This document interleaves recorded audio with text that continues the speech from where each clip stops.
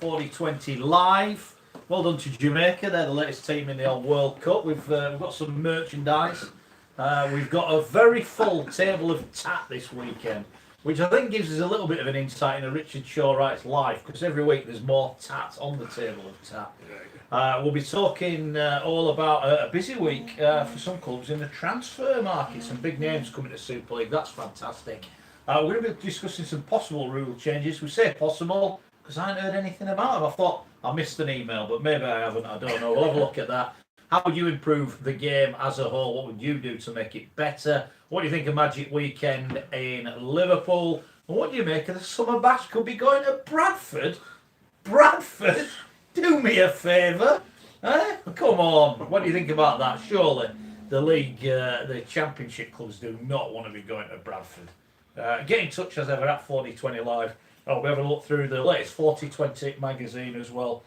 With Phil Scoey's here, the legend. Phil Kaplan is with Phil Scoey's here, the legend. Phil Kaplan is here, editor of Forty20, and Richard, collector of tat, is here as well. So you can get in touch via YouTube. You can get in touch on Twitter. You can get in touch via the Facebook page as well. If you are watching, listening, whatever, please do share or do whatever you need to do. Sorry, I'm just going to go in front of the YouTube. There you go. Because Richard's broken something. But there you go, we are live. So won't the intro on Facebook then? Nah, but they don't know. Yeah, they're not bothered. Hello, good evening and welcome. We're here live. Let's crack on. We've done in.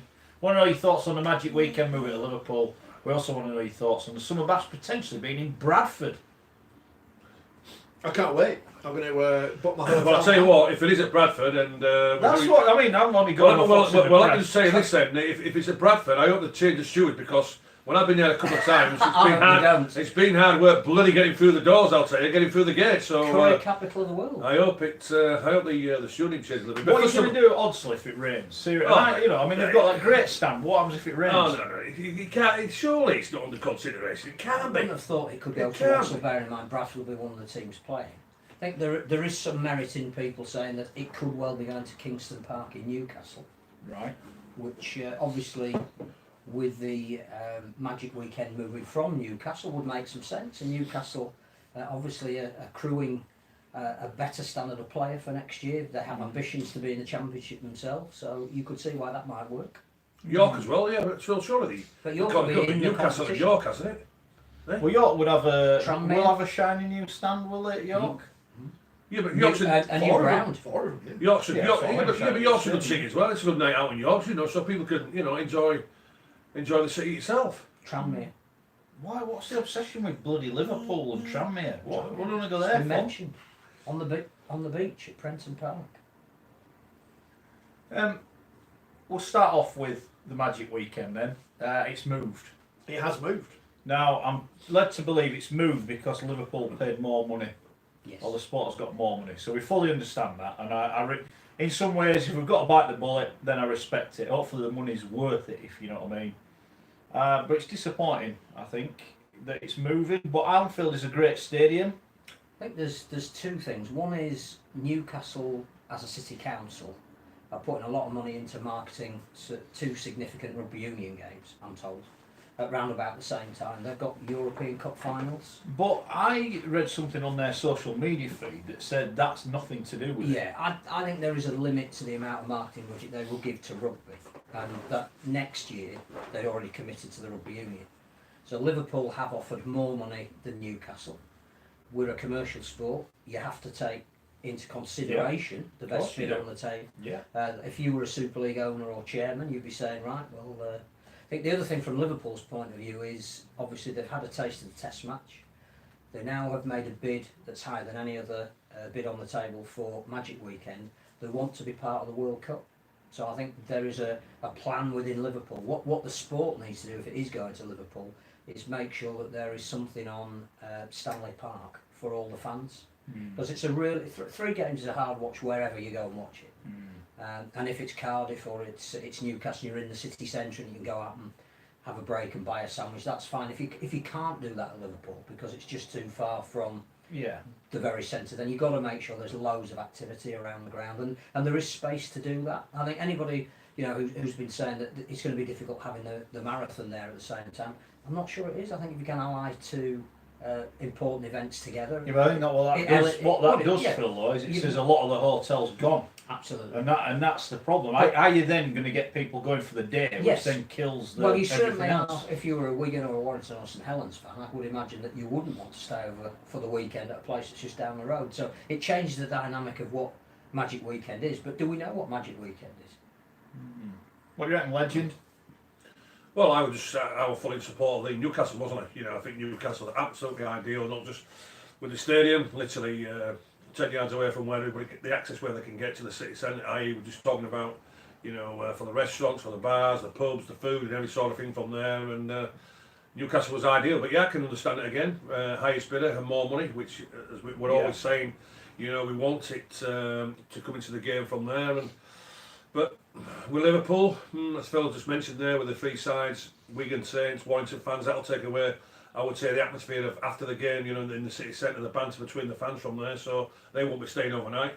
So, for me, should have been still Newcastle, understand the decision. I just hope plenty of people go out there and support it, because what I'm reading today in the League Express is what the gentleman was saying, why it's been, you know, the guy from Newcastle at Newcastle Thunder saying, well, in Liverpool, they don't have any rugby league sides in there. They only have universities, you know. So it's catching that catchment area. What sort of catchment area? Do we need to get away from the myth though that the Magic Weekend is about getting new fans? Yeah, I don't get any. No, we don't get any. No, it doesn't get any. It doesn't get any. You know, no. There might be 1,000 or so that Cramlington bring whatever which is great. Yeah, but which is great, but also it hasn't grown. But also as well, Max. I was speaking to Phil over the weekend, and I was mentioning like now is we talk about the game.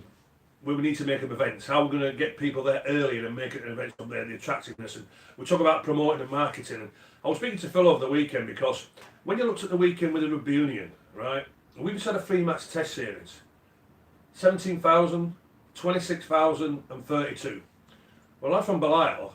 I think that in my mathematics works it around about 75,000 people for 3 test matches, right?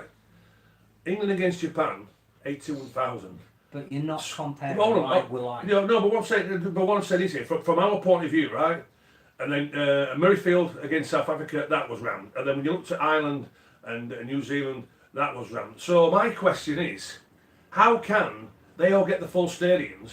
Is it because the product's better, or the marketing, the promotion better? Because what I'm seeing, certainly from all international games, whether it's football or cricket from there, they simply sellouts. Why can we not get that? Because we've got a great product, as we keep saying, you know. But we look at a 3-match test series, only 75,000 people. The Rugby Union, let's not forget it, they're only playing Japan, and for the first 40 minutes, it was absolutely garbage. So I was mentioning to Phil, so the people there, then they're not going for the product, they're going for the occasion and the event. So isn't that what we should be looking at? Well, we have proven over the last month that people in the Rugby League heartlands can't be bothered to go to games. Yeah. Even when the tickets cost £2 bob 80 because they're giving them away. I know there was no marketing, and the marketing needs to be sorted out. There's nothing to do around the ground. That needs to be sorted out. But at the end of the day, England played New Zealand in Hull, hotbed of Rugby League, 2 big sides, you know, goldfish bowl, all that crap we keep being told. There's 2 issues. One is that rugby union and cricket are international games that support the domestic. We are a club game that sometimes supports the international. You've got to change that dynamic. Correct. The other thing is the international calendar, which we were talking about at the weekend. Yeah. If you next year want to be part of that Twickenham atmosphere, because you watched it on the telly, you don't really care what the end result is, you're probably not really bothered who they're going to be playing. You could book a ticket now. And you could probably book a ticket for the year after that as well. There are going to be 4 internationals in the autumn. There's going to be the 6 Nations beginning of next year. Does it matter if the game that you go to is the one where they play Japan or the one they play Australia? Not really. It's just being part of an event. You can get there early. You can sit out the back of your Range Rover and have your barbecue or whatever it is. You pins in a glass. Why aren't we doing this? We don't have a calendar. We were saying last week that England had played at home for the first time for 2 years against New Zealand. So people have fallen out of the habit of going to international. The next time they can see England is in 2 years' time. Well, that's a joke, isn't it? Well, it's a joke though, isn't it? Yeah. What I mean, again, the other big story of the weekend, and it sort of links into this, is Jamaica's qualification for the World Cup, which actually is potentially massive for the sport. Yeah. Because you're not talking about a nation, you're talking about a whole culture, and it's a culture that's already embedded in rugby league. There's a lot of history, and a lot of heritage players from here have gone over and made sure that for the first time ever a Caribbean nation has qualified for the World Cup. Well, here's a question then. Given that Jamaica are going to be in the World Cup, where should someone now not be thinking, where do we need them to play rugby, whereby we're going to get a lot of new people coming? The next thing to do, and this is again down to partly finance, but also Jamaica, is, I think Rich was there, we saw Jamaica play Wales at Wakefield.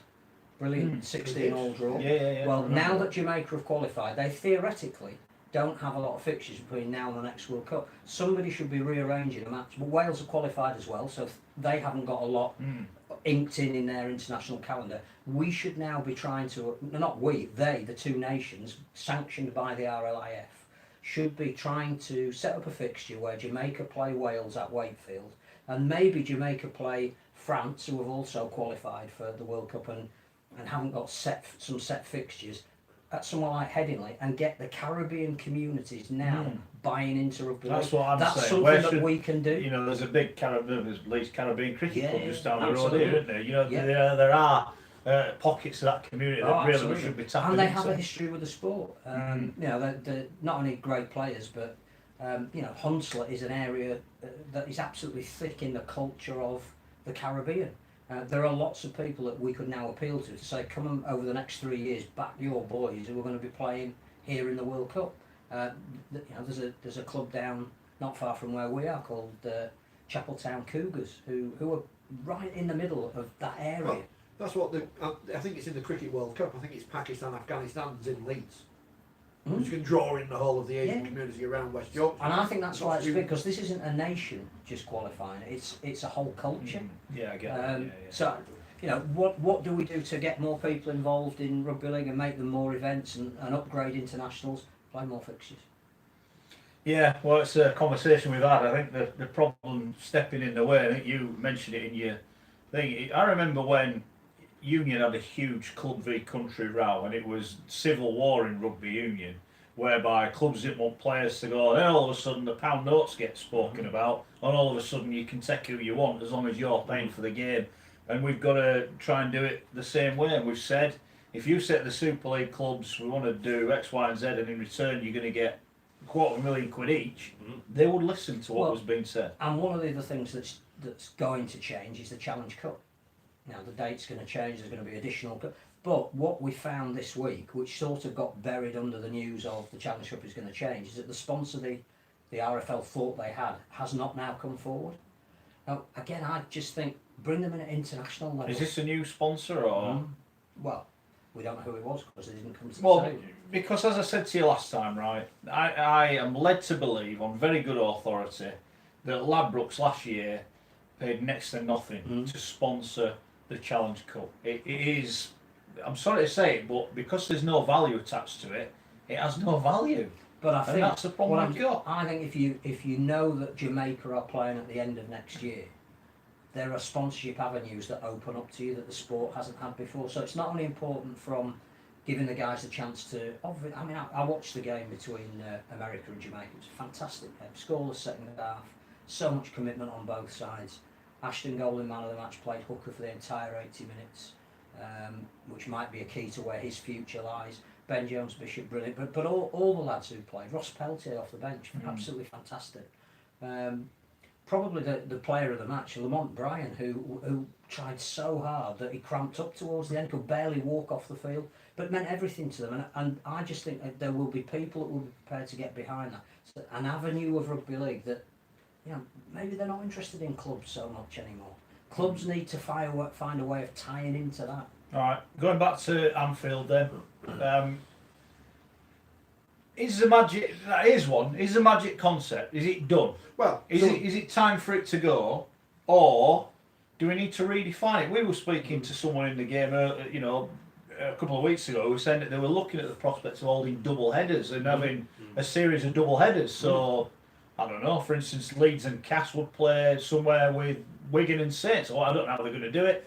Look at doing that. Should we do that more now? Are we now do we just admit that we're not bothered about getting new fans, we're chasing the dollars? Do we just chase the money and say, right, we're going to go play at the Emirates because we feel if we go to the Emirates we could get a crowd, a minimum 30,000, hopefully sell it out? Do we need to do that? I think it's more to do with what actually is the thinking behind Magic. So we've now got 10 years of evidence to say, has that grown as a new audience, or has it been the traditional rugby league audience going on holiday? Yeah, it's Which- you're just which there is fleecing nothing your wrong own, you're with just that, fleecing your own but fans. If that's the reason why you're doing it, then it shouldn't be an extra fixture. It has to be part of your... But I think, are there more imaginative ways of going on the road, which Yeah. which we did successfully in a previous incarnation? I just thought, go on, you were going to make a point about Well, no. Magic. Someone asked the same question and my Facebook's broken, so I can't remember who it was. I think it was. It wasn't Bird. It was Robert or someone. Has it had its time? Has the Magic Weekend had its time? And if we look at, we're saying double headers or whatever, and we've said it before. Take a Super League game and stick it alongside a game in League One. Maybe one of those clubs who's not allowed to play in the 1895 Cup because they're not northern enough or old enough or whatever. Can I ask a question about that? Who has determined that not all the clubs can enter? Because I saw one of our esteemed journalistic colleagues went, "Oh, it's great! It gives everyone a chance to go." Is that one of the cheerleader people? No, it doesn't. No, it doesn't. Because not all the clubs can enter. Surely they just have a preliminary round in and say, "Right, everyone's in. You're in there. Get on with it." You would have thought. Also, you would have thought. So I've read the piece as well. What Keith Senior said at the end. He backs it totally like we all do. But also as well, what about the ridiculous thing that it might be played? The game might be played after the Challenge Cup final. Well, what's all that about? Who's going to stay and watch that? Well, exactly. It's ridiculous. Ridiculous. I think You know, the issue is they want 16 clubs. So they've got 14 at the moment in League One, but Toronto and Toulouse are not entering. Right. There are logistical difficulties. They also might be the two teams that would go quite far in the Challenge Cup as well, as indeed could Widnes, who... But, so the first logistical difficulty is, how do you ensure that a club doesn't get into both finals? Well, I think at the moment that means the 1895 semis will be after the Challenge Cup semis, so that you can make an adjustment if you need to, if there is a team that... Right. The problem with that is there's only 2 weeks between the semi-finals and the final. So the 1895 semi-finalists will be playing virtually a week before going to Yeah, When Wembley. am I going to yeah. knock up my Coventry Bears or off to Wembley t-shirts? Well, So there's your Yeah. 12. Your other 4 that need to make it into a viable competition come from League One. And I think, again, the plan behind that, and this hasn't been agreed yet, as indeed haven't rule changes apparently, that the League One clubs are going to play down in groups to come up with 4 teams. But those groups were going to start too early in the season for them and were possibly going to be midweek games. Well, you know, with the West greatest Wales respect to versus- West Wales and Coventry, it's not going to be an economic attraction if they're playing in a group stage in midweek. well, we've for- not had the League One fixtures No. yet, have we? And Hopefully are out there next only next 10 week. clubs in that division? 11, I think. 11. So Maybe you can't, New York, honestly. you can't tell me they couldn't have a couple of games at the start of the year that determine whether But they it get depends in. when the start of the year is. If it's before they were wanting to start, then it might be. Madness. But the madness is, as Gary just said, to play that final as the 3rd game rather than possibly the first game. But ask anybody about the logic of the fixtures, you would say play the 1895 first to get at least a hardcore of your Championship stroke League One fans in, and a section of the teams that are competing in the Challenge Cup. Get them in early, get a bit of atmosphere going, play the kids so that they can play in front of fans with a bit of atmosphere, whereas at the moment they play before the gates have even opened, so Yeah. there's nobody in the ground. And end it with the big presentation of the prestigious Challenge Cup. But it sounds as though it's going to be the kids in the usual slot graveyard, the Challenge Cup where it currently is, presumably because of television need, and the 1895 to be played afterwards, which means that of the competing fans that were there for the Challenge Cup, the losers will have already gone because they don't stay for the presentation anyway. The winners will be out on Wembley Way drinking themselves stupid because they've just won. And a stadium that holds 90,000 people will have 10,000 in it. Did they watch Australia And on the red Fiji button. in the World Cup semi-final when everyone went home at varying degrees of the game because England had lost thanks to Sean Johnson? We all thought, sorry, I'm not staying anymore. But again, if it's not ratified and signed off yet, why are we announcing it? Was it to hide the fact that we don't have a sponsor now for the Challenge We've Cup? invented a Yorkshire Cup that doesn't have all the teams from Yorkshire in it, so. You know. Scotty, just to conclude, in your opinion, the 1895 Cup, should every club, professional, semi-professional, League One and above, be entered in this competition? Absolutely. For the same opportunity, great experience of playing at Wembley, and secondly as well, nice little learner for them. Simple as that. There's the other thing as well, is it's harder than ever for a community club to get through to play a Super League club. So should all the community clubs be in the 1895 Cup? Maybe, I don't know. Because it's still a road to Wembley, isn't it? Yeah, And a road that they're more likely to get further along. yeah, but then you look at the FA Cup, the teams that can enter that don't enter the League Cup, do they? So you can't have it, but I think you're one or the other. But we have too long a season, so should we be starting off instead of the Challenge Cup with the community-based clubs? Should they be starting the 1895 Cup? Don't know. But they should all be involved, shouldn't they? All our I don't know professional how you can clubs. have it if it's selective. It's not. Yeah. I can sort of understand there will be logistical problems with Toulouse and Toronto, and the costs that they're being asked to underwrite may well preclude them from being in it. But then we haven't decided what we want out of Toronto or having clubs who are geographically further away. What is the end game? Although they do now have a new coach, which is probably worth discussing as well. Who's that, Brian Matt?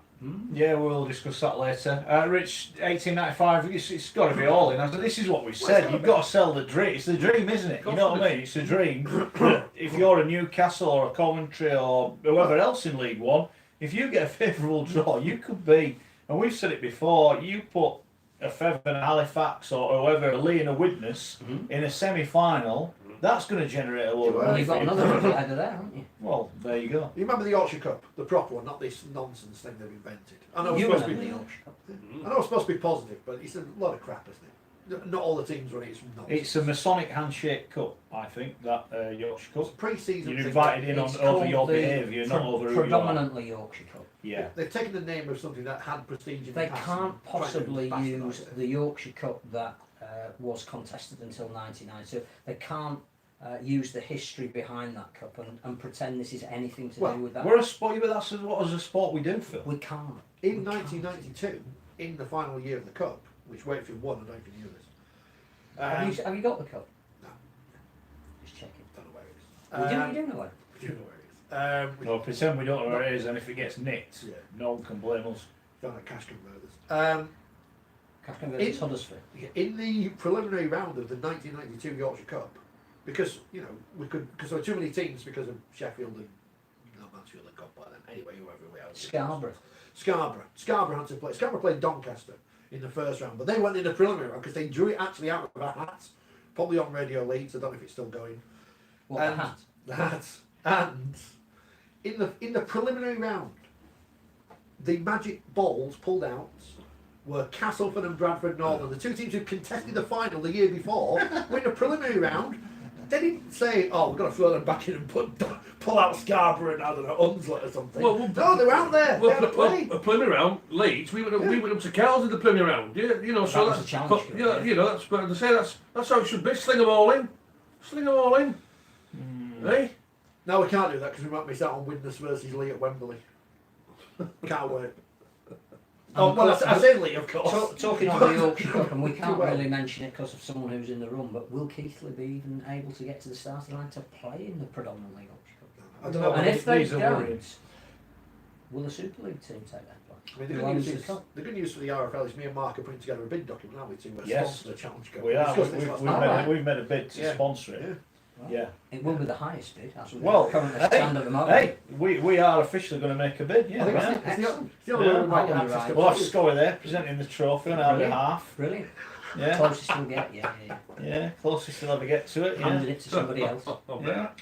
As sponsors do every saying who gets to work on it media-wise. Oh no, we can't do that. But no, we are. I mean, it needs looking at, doesn't it? There's no sponsor for the most illustrious competition. So is that official then? We haven't got a sponsor for the Challenge Cup. I mean, No.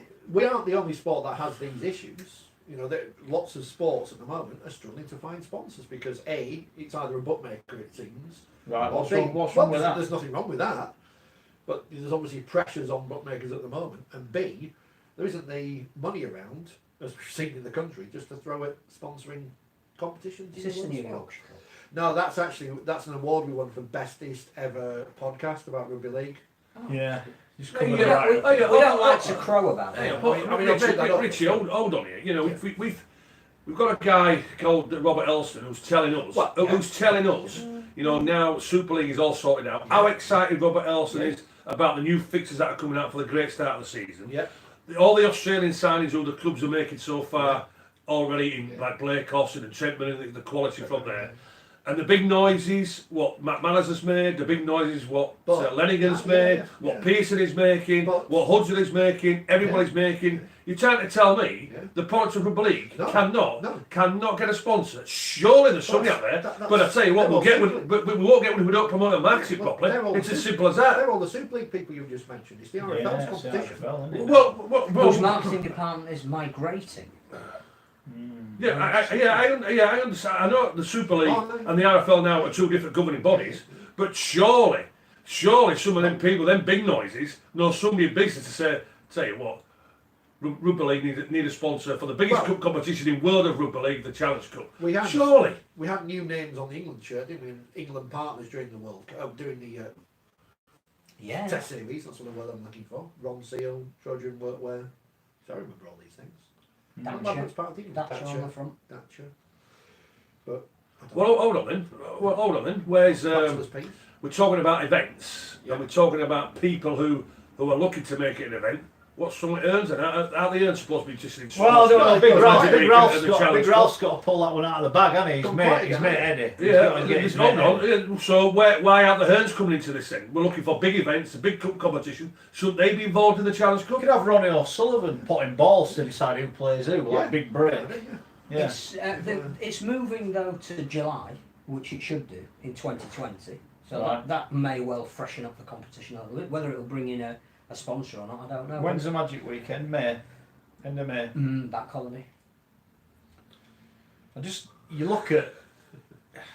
It's not joined up. Nothing's joined no, up. no. It's all written on. It's all Mike Bassett, England manager, in it, written on the back of a You fact. know what? This We'll is all, do this. We'll do that. It's all getting confusing, isn't it? It is really. It's We've all got a getting cup confused. competition for you, but you can't enter it. And then we've got this other cup competition, but we're only inviting these. Don't we? It's pathetic. It's confusing, isn't it? But don't panic because the 1895 Cup will be live on the Hour League app or something like some Tom Noddy tri-series no one's really bothered about. You're being negative. I know, and I shouldn't say that about amateur rugby league because they always do a great service, blah blah blah. I was at a thing on Friday with me nephew won Man of Steel. Did he? Yeah. Bloody hell. And my other nephew got top tackler. Right. But I tell you what, the great. Don't run in the family then. No. Bronte Barbarians, like all these junior clubs, they all do great work in getting kids involved in playing rugby league. Lots of girls there as well, which was good to see. You know, these are under 7s, under 8s. So Don't forget the big transfer. we need to talk about that. Yeah. So We do. I'm not saying when I say Tom Noddy trying. No one really is that bothered about Yorkshire and Cumbria and Lancashire playing amateur rugby league on an app. It's just a waste of time and resources. Especially when they're playing at the same time that the Bala team are playing in Fiji. So these aren't the best players. I know people. By the way, are you following Dave Parkinson on social media? He's having. He's listening. He's having. He is the king of car. He were half cut on half of them pictures and all. By the way, Wearing flowers in his he's in hair. Fiji. Oh, he's with the bar. Yeah. He had, that glazed over look you get. You after about 3 pints. Dave had that. Yeah, he clearly had a few pints. It goes back to our social media and just not doing the right things at the right time. I'll come on to more about it in a moment because I need to address Andy's message on Facebook. He's not happy because Sam Tompkins is here. Well, no way, Andy. Yeah, right, get rid of that. You see? What's happening here? Yeah. Show some respect. What, for Sam Tompkins?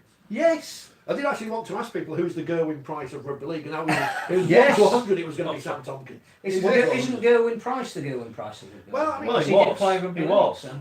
Why would send out a press release today saying well done Gerwin Price, former rugby league player, won something? I know it's thinking slightly out of What the a box. league are you? Yeah, Nick? he No, played both. both. I think he played 3 games Played for for South West Wales Wales. Scorpions. Yeah. Really? But still, he counts. But there you go. That's interesting. Well, thank you for your support on Facebook, by the way. We're very happy. Yes. So Andy, Sorry, Sam. Yeah. No, I can't believe he just did that to Samson. That was a dangerous throw. Yeah. 6-game ban. Not in rugby union. You see that fella the other day who dropped someone on his head, just a penalty. So, Patrick says he's hanging on to what was the greatest game by his fingernails.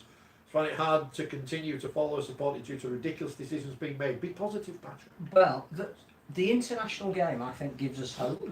I feel rejuvenated with what's happened in the last 3 or 4 weeks. I think there's a lot of it has been almost taken back to grassroots. That the Celtic nations have used a lot of domestic-based players. That it's been a fabulous year for French rugby league overall, and that was culminated by them getting to the World Cup. I think Jamaica is a story. I don't think that you can stress too much that the USA still have a chance to get through in a repechage tournament that will happen sometime next year. Likely at this stage, it'll be them or the Cook Islands. We need to set up a If the zig-zag Cook way Islands in rugby feel that league. everybody who's eligible for them, they'll probably win it. But America are still not in the World Cup. But we should be making a huge deal about Jamaica. I think that's massive for rugby. The fact as well that within that America's Championship, we're Chile. First time we've ever seen a South American nation. And although you could tell that they're in the early stages of their development, isn't it great to have South American representation? This weekend, Argentina, Brazil and Colombia will play each other in the Tri-Series. Now again, people get hung up about the standard of these games. It's irrelevant. Who cares? It's irrelevant. They are It's a playing colour of the rugby shirt, league. isn't it? And if you look in 10 years' time, you've always got to Well, start look at somewhere. Japan. Look at Japan 10 years ago, couldn't play rugby union. Yeah. And look at them, they're hosting the World Cup. You know, they're investing in their thing. It's happening. You know, So it's what I happening. would say to Patrick is I can understand why it's a long haul supporting club rugby league at the moment, and that there are too many people pulling in too many different directions. The saving grace, and I think even with the World Cup coming up, that there's some things happening under the banner of the 2021 World Cup that should genuinely make you excited. That is going to be a really big tournament here in 3 years' time. Hold on by your fingernails, and until then, it won't save the game, but it'll be a very important regeneration. So Phil, when are we going to start telling people that there's a World Cup in 2021? I think the people who are working for World Cup Yes. 2021 are doing a really good job. They are getting the message out. There's some good videos. There's some. They're doing work. They've already taken the cup to Holland, Germany, and Papua New Guinea, doing international development work. So there is a lot. I think there's been a lot of media over the weekend about the Caribbean, becoming part of the rugby league family formally by celebrating their World Cup success. So I think it is happening, and they are doing a lot of good work. But we just need to get away from preaching to the converts. They've got a timetable when they're going to announce stuff. So the next thing will be the venues, When's that coming out? January, which What, is good. It's Next 2 year years. or year after? No, 2019. Right. So again, 2 years ahead of time. Right. And they've got timelines where they're going to announce things. The draw is in November next year, so you'll get the 4 groups of 4, and I think there is good build up. Tickets are going to go on sale at a certain point, aren't they? Yeah, So yeah. it's going to be. They've got a plan. They They have actually got a plan. and they've got They're not people just throwing stuff involved against the in wall. it who aren't rugby league people. They've taken on expertise of Well, lawyers, bankers. They're doing it the right way. Is that no people like Patrick? Is that not what is hurting Patrick? And I think it hurts us to a certain degree. Is that it's very rare very very rare we'll criticise what's happening on the field. We might pick on a performance week to week. We're not moaning about the game. The game is the selling point. It's the fact that the people running the game are pretty much still the same people that have overseen disaster after disaster after disaster. Absolutely. And whilst I think it's great Robert Elson's come in, I really do, but he's only responsible for one bit of the game. I'd rather he was responsible for it all. Well, the And we have classic. the new broom sweeps But clean. You have just mentality. hit on the exact thing. There has been some kind of a press release, but not to quite everybody, about the changes that Super League want to bring in for next year. Yeah. Things like the shot clock, whether we're going to have golden point, less substitutions. All of those are fine, but the Super League have recommended that for Super League and have now passed that on to the RFL for ramification. Well, that raises 2 questions. One is, what's the point of having the RFL? Yeah. They're being told what to do. The second thing is, What if the RFL say, we don't agree with that? And that It's actually ridiculous. the Super League will do it anyway. Yeah. But does it now apply to the Championship? Does it apply to League One? Does it apply to Community Rugby League? It's almost as if, again, the perfect example of the game being pulled in different directions is Super League announcing it is going to have different rules next year. I'm just checking my spam email, see if I've got Well, one. no, I must admit, when I read it on South Island, I didn't even have an email. I don't know anything about this. And I know I'm not high on the list, you know what I mean? But I thought at least I might have had courtesy of an email. But it hasn't happened. We'll have a chat about those rule changes in a bit. Let us know what you think of them, the ones that have been, say, announced. You know, it's just farcical. The media output of this sport But they is haven't worse. been announced. Maybe they only get announced to cheerleaders. Yeah, but they have clearly someone's been told Yes. about them. So But they've gone. What I'm saying is they've gone public with their wish list and now expect the RFL rules and regulations. Yeah, but is this not like when So they went public with it? Oh, well, we're changing. Yeah. We're going our own So way. So what what is you the- think, so- and that's what they're doing now. Without being in any way negative, what is the point of the RFL as it's currently constituted? I don't, mate. I'd give up. I give up. It's Honestly, a service that's right. level agreement. But is this not what we go back to? You know, is a saying as when you have a bet, it's the hope that kills you when you think something's going to happen. It's like that in rugby league, isn't it? You hope every year it's going to sort out. It's going to be right. You know, we've been banging on, and people go, "Oh, look at all them people claiming they invented the idea of this 1895 Cup." We've been on about it for 3 years on this No, show. no, it's Mick Morgan in League Express. No, last page. Rod Stud, our good We've friend, been, he we've mentioned been on about it, right? We've been on about it, right? So they bring it in, but they don't bring it in because it's only for half the clubs. They can't have them in because they're not good enough. It's like, what? Right? I wish you hadn't bothered. Just make it available for everyone, or don't do it.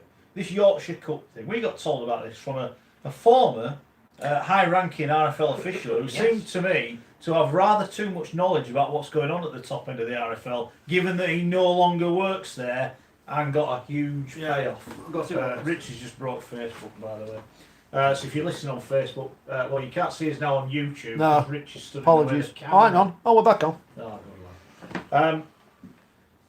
So it's people say don't be negative, but we all want the best for the sport, Absolutely. and the quick wins are so quick. It's like easy.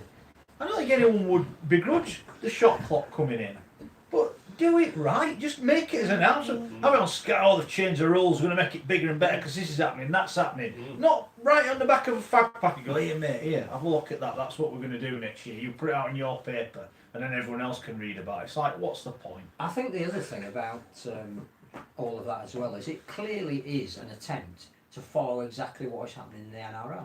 We know that Rob Elston is a huge fan of the NRL. He went to live in Australia as a young man because he so admired the NRL.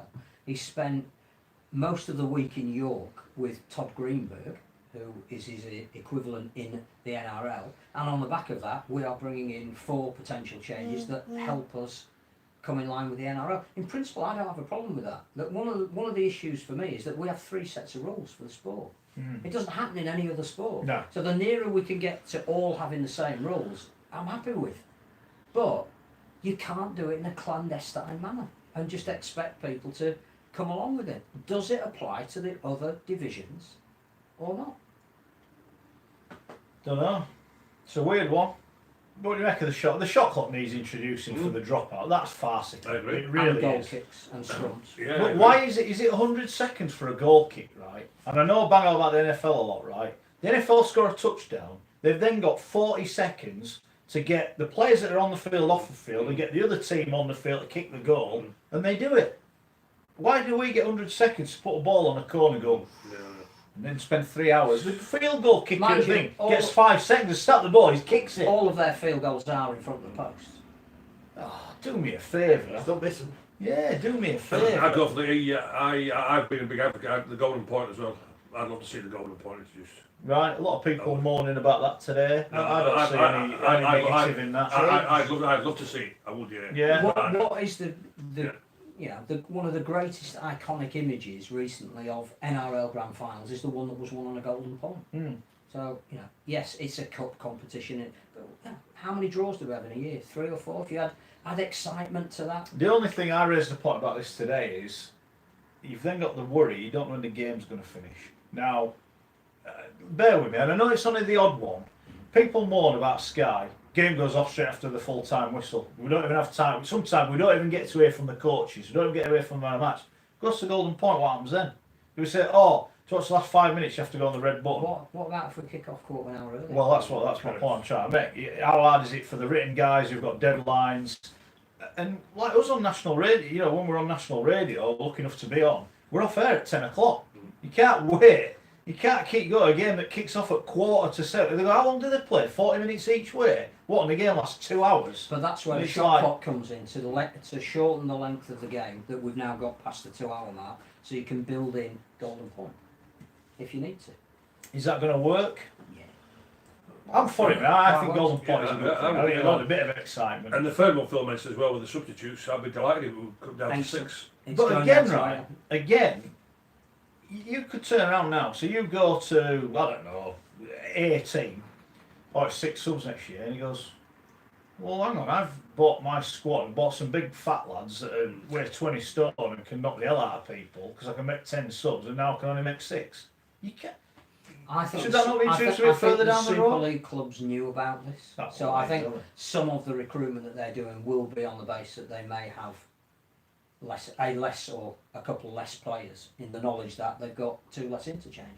All right, So that's I fair. think they've been party to that decision. Okay, well that's fair. Well, that's good then. Again, that answers that, but a bit of clarification. And I also, think. and also as well, I think the message should go out to all the coaches. Stop your players cheating. Stop your players Well- cheating, faking injuries. And that's one of the things that will happen with a shot clock. It's got to do. It's got to come into the If, game. if you've only got 40 seconds to drop out, there's not a lot of point laying down with cramp. It's quick wins, isn't it? You can tidy the game up very, Easy, very easy. quick. We've had I a Very think quickly. the other thing about Golden Point is one of the objections raised, particularly on social media, is it becomes a drop goal-a-thon in Golden Point. Has anybody watched a game with the last 10 minutes and it's a draw? It becomes a drop goal 70th minute. Well, you know what? That ain't going to change. Just sorry to they might actually have to work and practice kicking drop goals. Correct. Could Absolutely. become a Right. skill again. You look at rugby league, they'll go for a drop goal from the halfway I'll line. tell you what, I hope Leeds don't have 7 draws because they'll never win a game on a drop goal, will they? Lola Yeah. here, drop a goal. Who can? Lola here. Can he? I don't know. Hoping he can. Kev sent us a message earlier about these rule changes, which, as we say again, we've not been told about them, so we don't know what they are, because we're not important, at least 90 people in rugby league. Asking about the play of the ball, are they going to sort that out? I don't know, because I've not seen the email, but it was funny because at the Hall of Fame dinner the other week when they showed old rugby league on the telly, they didn't play the bloody ball properly in the 60s, they were just dropping it between the legs. Well, and you could kick it forward in those days. I'll tell you what as well, when we talk about one of the lads who got introduced into the Hall of Fame, Andy Gregory, he had the worst play of the ball ever. Have you ever seen Andy Gregory play the ball? Absolute shocking, because it was always angry when he got tackled and stand up, throw the ball down, touch it and then try and fight somebody. He had the shocking play of the ball ever, but so yeah, that needs picking up on there. But as we say, if you could just twinkle these little things, what people are just picking on, well, we all pick them on as well in the media, then we can improve the game. We can, And we but can improve the quality of the game what as well. would improve the quality of the game more than any rule change is less games. And that's the one thing about But Phil, unfortunately, you've been harping on about how long we've been going this show, 5 years, 4 years now. Phil, that's But it's but I feel like, Phil, you know what? I agree with this, but unfortunately, because of the financial situation in the game, it ain't going to happen. Well, It if ain't you're, gonna like happen. you're saying about Elson admires the NRL so much, maybe, and I've said this before, if you marry up to their season, it allows certain things that could happen. I know we've got the cup, they don't have it, but Right, you've okay. got to factor that in. And you can bring something in mid-season that's an Right. income generator. Well, one for the show as well. I'll sling this one in as well. The big man at Sky, Neville Smith. is Neville Smith is leaving. Why is Neville leaving? Has Neville come to his own conclusion? The Sky deal's coming up in 2021.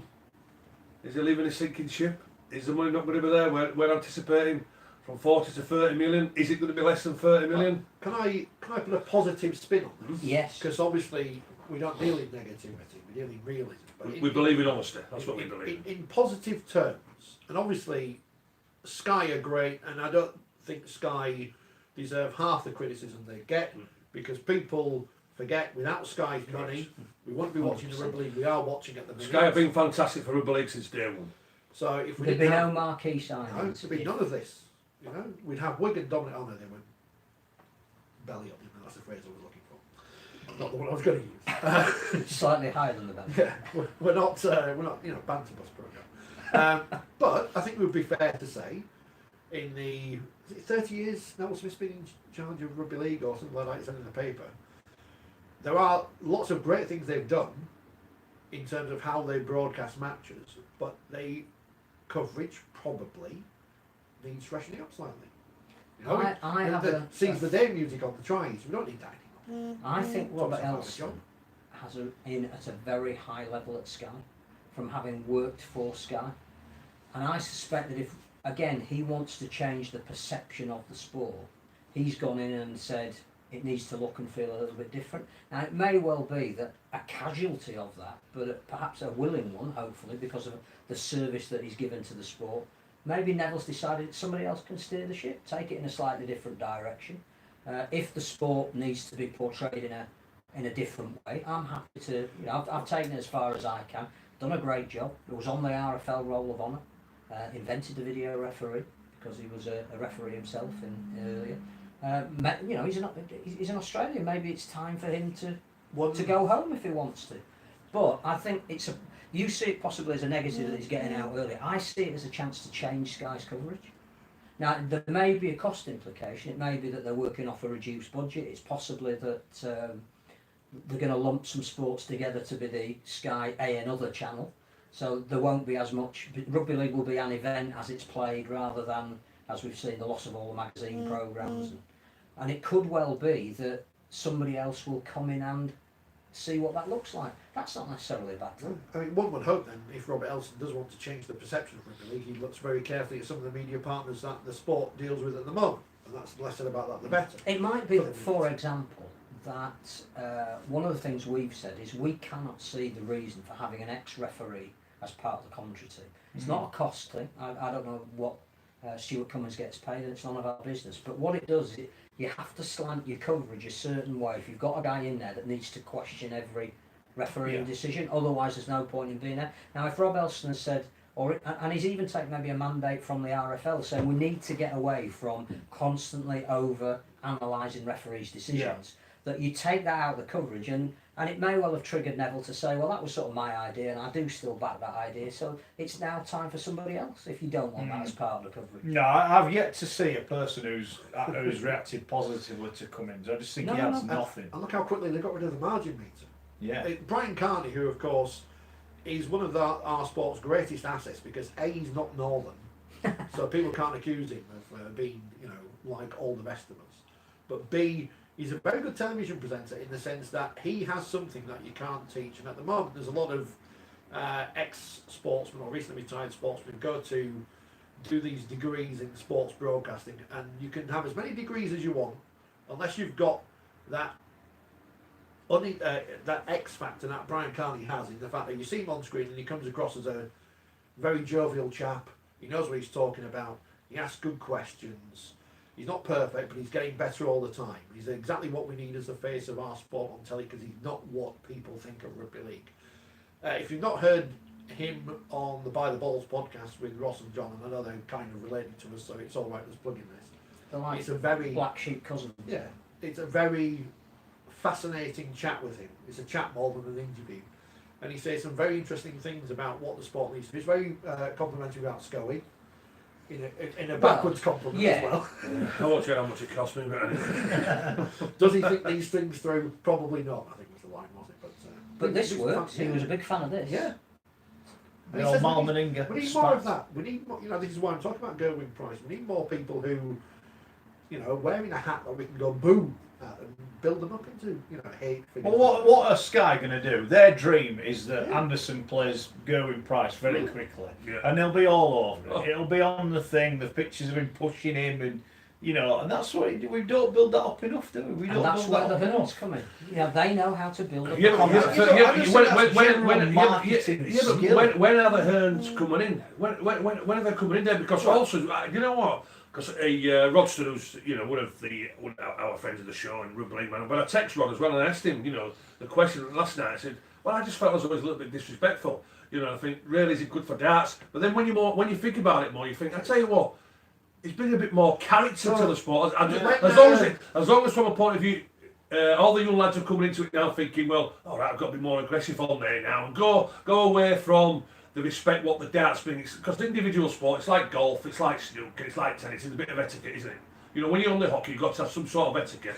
But but the more I thought about it, and I thought, well, I've not had no response today from Barry Hearn.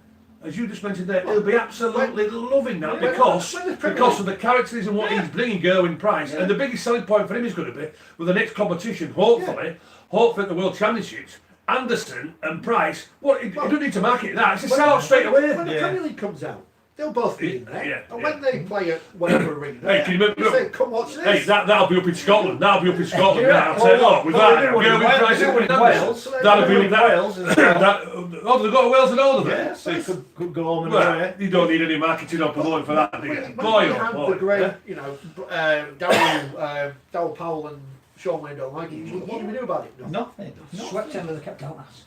Don't make a big deal out of it. Yeah. But when you look at darts and how, again, it keeps reinventing itself, it's relevant to the debates we have about how do you promote rugby league. This spat hasn't cost anything. This is free marketing. Yeah. Somebody from an agency hasn't said, I'll tell you what, we'll get one guy to push another guy. It's not the WWE. Yeah, it's not playing. Exactly. No. But when Phil Taylor retired, who dominated the scene, Raymond Barnevelt announced there that next year will be his last season. How do you fill that void? Those are people that non-darts aficionados will watch a tournament and get to know them a little bit. So now what have we got? We've got a bloke I've never heard of who's Welsh pushing a bloke who I've just he's quite famous who's Scottish. Oh right, I'll keep watching. And for the people who think this has never happened in darts before, go back to the 80s. Go watch Jockey Wilson versus Eric Bristol in Scotland when they were chucking cans of beer. And what about him, Peter Malley as well? You know, because him and Dennis Taylor, Phil Taylor could stand each other and all this sort of thing. But it's And Adrian sells. Lewis. Exactly. But we don't do enough of that because we have to.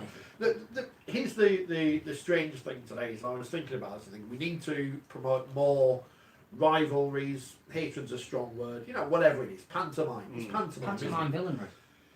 I mean, the players do need to behave more on social media, and people need to tell them, you know, we are a family sport, and I know you're supposed to be over 18 to be on Twitter, but still behave. But we still need people who go on the pitch and, you know, Andy talking about Sam Tompkins behind us. People like to dislike Sam Tompkins for whatever reason. Yeah. But that's not a bad thing. It's bad when people go on and troll him on social media or whatever. That's bad, but that's the society we live in. Well, I can tell you what, when you going back in my day, right, and Sean Edwards was coming back into our game in 2020 coaching Wigan. What about him when he scored a try? And he ran to the corner post and the old nodding dog. Yeah. You know, you just got up people. Whatever you want to do, want to go from there, but still, it got a reaction, it got the boot because he was a character from there, and he brought it from there. But it's like sporties, we don't have them sort of characters. But darts now, certainly that kid from there last night. But that's what we need more. I don't think Robert Elston will not just make them, you know, big superstars, what he's anticipating, but characters as well. This is the thing, we're now being told off for talking too much about darts. We're using it as an example of how we can get better. Anthony says we've got to be careful in an aggressive sport like rugby league. Last time Wayne built up a hate factory against the States in the grand final, Flower took it too far and crossed the line. But that's his fault. That's not Sean Wayne's fault. We know Sean Wayne doesn't like St Helens. Just going to blow up punches a bloke who's an idiot. That's not our fault. No, it's not. Just a quick change of topic anyway. I just want to give a big shout out to Stephen Cramp, one of our regular listeners. He's been really ill. He's been in hospital quite badly. We've mentioned him a couple of times. He must have done it in my absence. I apologise. But he basically has been in touch and said he's on the mend, all being well. Good man. So well done, Steve. We hope you get out of hospital soon, and no doubt we'll keep hearing from you during the week. Much appreciated. Do you like the new Wakefield away kick? I was going to ask you. Do you like the new one? It's grey though. Teams tend not to win wearing grey. Do they not? Well, like Man United that time. I'm of the opinion that your home shirt should be a home shirt and it looks like your team, and the away shirt can be anything else you want. But grey. I like that. Was it pink and grey that Leeds had a few years ago? Pink and grey hoops. Just something completely different. Because you don't have to buy it. People think you have to buy everything. Go buy duvet covers then. We talked about Wakefield from there, and again, just in League Express, and the big signing, Danny Brough. Chris Chester saying he's absolutely delighted the way Brough is settled in. He's introduced himself, his communication is good, his talk to the players, his professional attitude, he seems to be bringing the best out of the players. So Chester reckons with the attitude what Bruffy's brought, he's going to take him to the next level. Well, we're going to make a start on our predictions. You know, it's been It's been a week since the end of the season. Well, has it finished? Well, domestically it has, so we're going to get ripped in, and we're going to. I know we got the Australian schoolboys. We're going to end someone's season right in the week they've started pre-season training. Right. Have Leeds started training yet? Have they got enough players? So I'm asking them, have they got 17 players? They might have a new coach according to the paper. But I don't think Yes, I think Mr. Duffy is no longer the coach of Featherstone, we think, this evening, officially. What do you make of that then, Ledge? We said at the time he made a mess getting rid of John Sharp, didn't he, Mark Campbell? Has he got to be held responsible for that? I wouldn't have thought so, no, because I'd say obviously Sharp did a great job because he got him into the position of the top four, and as a chairman, you know, if he doesn't like the style of Rugby, well, that's his choice. So I don't think he made a mistake. But one thing for sure here now, I think with John, because I know John pretty well, you know, and I like the way the style of play that he plays, and we all know defensive wise, and he didn't get Featherstone where they wanted to get. But you know, I think John. When we talk about loyalty nowadays, it's not there, and you know, I'm led to believe he's got a contract well to 2020. It's obviously been tapped up by Lee from there, but I just felt as though. Well, has he, or has he been told he can leave Featherstone? No, I wouldn't have. No. Well, Mark Campbell's not just going to let him go, is it? No, we want compensation from Lee. That's without that. Well, how are they going to pay compensation when they can't pay the players? Well, I think, you know, Derek at times, you know, he may not be telling the whole truth, mind you, the finance is what he's got. Anyway, to be honest with you, like I say, Duffy's under contract while 2020. There'll certainly be after compensation being played, but, you know, John, comfort with him, Mark giving him the opportunity at Featherstone from there, just feel as though that it's surprising because Featherstone are stable, financially stable. They don't rely on the coffers from the distribution money because they are very, very well run club from the community point of view and everything from there. And Lee, but when you look at it, League Express, the players what they're on about signing, you mentioned there, where they're going to get the money from. Martin Ridyard. Martin Ridyard as well, Lee. But when you look at the quality of the players, what they're looking to get, you're thinking, well, hold on, Beaumont's walking away, isn't he, allegedly? But yeah, Duffy, he's been tapped up, he's contracted well Featherstone well 2020. They have to pay compensation, without a doubt. Is he going to get a number plate for his car first? Do you want to borrow some sellers here? I did enjoy people moaning about that because it was in the Daily Mail and thinking, it doesn't matter. What's that? He got done for not having a number plate on the front of his Lamborghini. Who did? Mr. Beaumont. Derek Beaumont. The saviour of rugby league. Oh, so he's Skinton, is he? Yeah, he's over. He couldn't afford to sell it to us. Oh, Skinton's got a Lamborghini, is he? Yeah, I think he's got more than one. I think. Yeah, by all accounts, he brags that he's got more than one, so he's not skint. He's not skint. Lee is skint, but he's not skint. He's not Different skint. things. No, you. So are Lee going to make a comeback then if new coach? Well, we'll have a chat about that because the odds were out this week for the Wow. championship, and I want to have a look at them about winning the grand final. I think there's some interesting prices. I've seen on social media today the lads at Halifax have been running up the hills at Shibden Park. Right, have you ever been to Shibden Park? They are big hills. They are massive hills. I won't want to run up them once, let alone all morning. So well done to them. People moaning that Sky perhaps see rugby league as a working class northern sport. No. And that we're never going to get a channel like golf or whatever. Is that because we It's are? not a rugby union channel. Is that because we are? Hey, one thing for sure as well, we're not gonna have the pathetic promotion again of what happened this year. We have got to have a far better advertisement for the greatest game of all, surely, haven't we? Who was After what was served You're up not this a fan of year, the Brownlees? with the Brownlee, I totally respect the Brownlee brothers for what they do, for what they are. But as far as add anything to rugby league, absolute zilch. Mark mentioned it on social media the other week that the England digital productions have gone up a lot. Really good, yeah. And some of the angles that they've taken and putting the players front and centre, I mean that's shown us what I think we'll be doing at the beginning of next year. It will be very different. I'm not sure you need another celebrity to endorse it. It's got to be because that was pathetic. I think the only other thing is we need somebody in the jungle raising the profile of.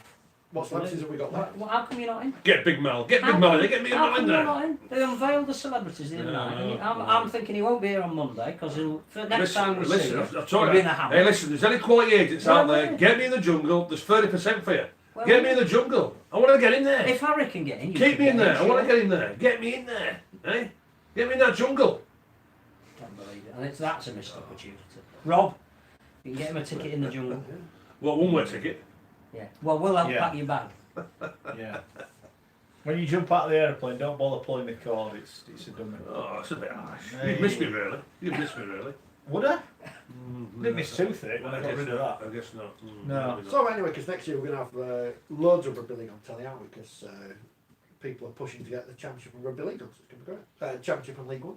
Mm. There's some Do you millions think of there's a people. flaw in that argument? I think. Well, I saw a tweet saying we could get £1 million for the rights. I mean, Bear in mind they can't even sell the Challenge Cup let me that's just- on national free-to-air TV. to quote your man there, we live in the real world, not fantasy island. Have you seen the attendance figures in the Championship and League One? And don't bring me Toronto. They're a foreign club in a foreign world. They don't count. You try sell, and I'll just pick. Well, I was going to say try sell Swinton versus Dewsbury people. We can't sell Wakefield versus Castleford. You know, so stop this nonsense about the Championship and League One being on TV. Is the fact though, right? Here's one for you, because other sports have inferior levels of they do. their, and I'm calling inferior. There is a league ladder, so the best teams generally at the Right, top. you know what? I don't care about this argument that some of the games in amateur rugby league are better than Super League or whatever. It doesn't matter. It does not matter because when the Premier League comes around in football, and Sky call it Red Monday or whatever, and they put Liverpool Man United on, and it ends up being a dog of a game. It's 0-0. It's crap, right? But you know what? Next time Liverpool and Man United are on telly, everyone's watching. It doesn't matter about the level, the quality necessarily. It matters that people care about the brands, for the want of a better phrase. And you know, West Wales Raiders versus whoever might be worse than Wasp Brown versus, I don't know, pick me somewhere else near Unglet Old Boys or whatever. I don't know what to call them. People aren't bothered. We need to. This is what we've But learned is over it? the last month. But yeah, I know. But is this not the fault, Rich, of the rugby league?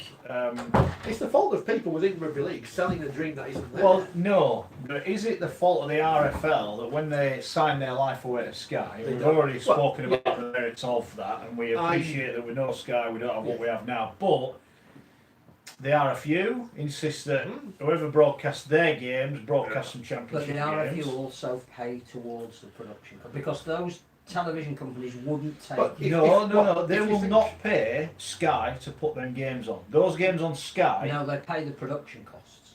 Are you sure about that? But- the RFU pay a lot of the production costs. Well, all we can- well, all we hold on can then. say So is- go back to football then. Why is the Johnson's Paint Trophy, which is the Because- footballing equivalent? No, it's not even called that. It's called is it the Checker Trade Trophy? Apologies to the sponsors. Which is the equivalent Do of have the our Challenge Cup. Yorkshire Cup, really, basically. That's broadcast on telly. That's broadcast on national It's radio because- whoever agreed the deal went, well, you can have that, but you've Yeah. got to use Well, that's some what of they do, that, isn't it? That's and why- you've got to use some of that, and you definitely got to use some of that. You agree? Great, you can have the deal. We just went, have it all, crap, we don't want it, just do what you want with it. And now they're not doing anything with it. It's like, oh, it's not on, it's not on. It's not on because the RFL didn't value it enough to say, right, what we want is, we don't want Super League every week on a Thursday, but you can have a championship game every other week on a Thursday. So we'll have one of them. You can pick who you want, we're not bothered, but make sure there's a game on. You've got to tell. Why are we dictated to all the time as a Because sport? we have no confidence in ourselves. Well, there you go. So if you I never say, have. you know, I'm sure next time it will be addressed because people are actually going, we've made a bit of a mess of this. We need to sort it out. Yeah. Or you say, if you're doing the Super League, by the way, you've got to do a Women's Super League game every month. Even if it's on the red button or on the website or whatever, you've got to do it. And these are we've got to be more proactive. And hopefully Robert Elston, who is Super League and not the RFL, might do that. But why is he bothered about the rights for the championship now? well, That's the this- problem, this- isn't well, it? If he's this the guy is that's going into bat in 2021 with Sky, Yeah. the main card he's got in his hand is Super League. Yeah. If he can play some of the others and it helps him with the deal, he might. But actually, he's not obligated in any way whatsoever to put the championship forward anymore, or international. Well, and that's part of the and argument. yeah. Yeah, you know, if you're a double glazing salesman, you'll have different products for different people. Someone can afford that, Yeah. they can't afford that. But you're not going to go, oh, well, you've only got 500 quid, I don't want to sell you a window, you're not posh enough for me. You've got the money, they'll take it. Well, I would imagine if Robert Elston has said to Lenny Gillen, McManus and Pearson and Hudson and the rest of them, Michael Carr and Gary Hampton, and says, well, do you know what, fellas? I'm going to suggest to the TV companies that, we promote the Championship and League One. We're not paying you for that. Can you imagine what the big boys would say? Exactly what you just said, Phil. Hold on, you wasn't brought in here for that. You were brought in to look after us. And there we go. Yeah. There we go. So we're Divide and rule. well, exactly right. Exactly right. And as we said, the bigger clubs got greedy. They're going to get bigger, and the rest of it, the Championship of the League One, we're going to have to feed off the I scraps. think, Simple as that. again, you mentioned the women's game, and obviously we have an interest in PDRL, big supporters of it. A couple here even played it. That's got to come into the package. But who actually has the right to negotiate that? Now that the women's game are allied to Super League clubs, does that become Rob Elston's to negotiate?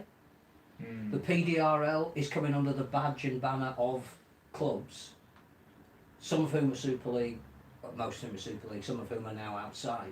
Who negotiates that now? You've now got two products you didn't have the last time the television negotiation came around. And if you're talking about building in steps to deals, right? Okay, well maybe one Sunday in every couple of months, Sky need to have a women's game rather than a men's game. Well, Who's going to negotiate? Is that part of the deal? You know, that we want that, don't we want that? I mean, I think the women's game has got more Well, the potential. the women's T20 cricket is on Sky we're now. watching last night, weren't we? It's on Sky now. You know, you can watch it. It's on. It's the same game. You know, This they is where select the- it out of the ground when it's there to be it. You know, it's the same This game. is where the World Cup's going to be big in this. And if you think back, Mark, when 4 years ago, 5 years ago, whatever, when this programme started to be formed at Radio Yorkshire, and I'm very grateful that you. I know, well, it doesn't exist anymore, so I'm very grateful that you got me involved at the start, otherwise, God knows where we would be. But who would have predicted at that point in 2014 that by 2017, proper sport as it became would be streaming live rugby league games on the internet? We didn't know what would happen. No. This programme changed fundamentally when we went live on Facebook. Yeah. So in 3 years' time, when the World Cup's on, I have got no idea how the media landscape's going to be. I don't know if we're going to be all watching more sport online. And when the World Cup comes around, I'm sure the big games will be on BBC One or BBC Two. Every game will be on some platform of the but I'm BBC. sure most of the games will be online because that's the way things will be at that point.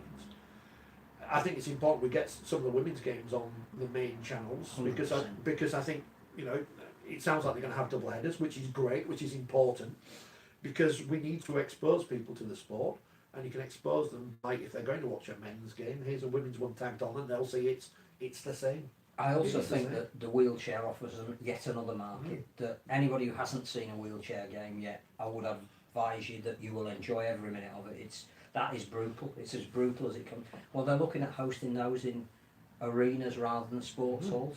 And how exciting is that? So you can imagine, can't you, going along to I don't know, Sheffield Arena to see a World Cup wheelchair rugby game between maybe Australia and New Zealand, or England and France, who are the two big players in wheelchair rugby. How fantastic is that going to be? Now, it's not going to be a sports hall somewhere with a little bank of seating and a couple of. They are looking at arena venues. Fantastic. And this is how you grow things, because people that will then see by the fact it's at the Sheffield Arena or whatever. We don't know where it's going to be, but that's just an example to use. Sheffield as an have arena. bid, we know that. Or an Wheelchair. arena. An arena somewhere in the north, possibly. That's immediately, it's got the cachet of it. This is what we said about Anfield. I know Anfield didn't sell out. I know it got nowhere near selling out. But it was an Anfield. It's a world famous venue. People will see when the World Cup venues are announced, and these big stadia, wherever they are, will go, I want to be a part of this. It's in a big venue. It's not being held, with all due respect, at Weldon Road. You know, as France and New Zealand was in the 2000 World Cup. It's not being held in wherever, on some. It's going to be a big event. We want to go. We've got to make these events. We've got to make people want to watch these things. And that's what the World Cup can do. And that's how we can make everything better. But Tim's saying, we need to have the Super League show broadcast nationally in a prime time slot. I'm not sure we Goes do. back again, I'm Tim. not sure we do. It goes no, come on, Phil. I'm It sure goes we- back to the point that the tail is wagging the dog. It's Well, our product. If you want it, it's on national. The issue is Why does it need to be on telly? well, the time is irrelevant because people download and watch stuff at their convenience these days. There are people who will be Non-rugby listening league to this. fans, non-rugby league fans don't listen to this But show. non-rugby league fans. fans won't tune into the Super League show whenever it's on. But if it's on national telly, you might see it. No. The trouble is, it's funded out of the regions, and that is an issue about the image of rugby league But and that's- where it sits. And that's something we need to deal with before it can go national. Right. That's. So I'll go back also- to another point I made then. So if you say at the BBC, we give you all these great games, you tell us you get all these figures, right? We get all these figures. The figure's that good, right, that we can't even sell a sponsor for it. So do we need to go? We need to go to the ITV because you've had 50 years of this on the BBC, and it hasn't. Ultimately, you've done nothing for our game. We're being told off for knocking Castle. Good. The crowds have gone up. This is what I mean about we've always done. And if now we're moving Magic to a venue that maybe doesn't suit the majority of fans because there's money involved, then we need to be looking at the BBC I deal and saying if we can get 50 quid more, then we get 50 quid I don't more. want to say, because I'm saying some of Sky's coverage is perhaps, needs to be refreshed. I think it'd be fair to say, and I don't like criticising other TV shows and whatever on this because people know, we have our technical limitations here, whatever, but we're not on mainstream TV. One could argue that the Super League show as a program has actually gone backwards from when it started because they used to have some fella on there actually saying controversial things, and now you just get two random people who say it's nothing. out for tender, We should put a bid in. which We've got a may camera. again change the look.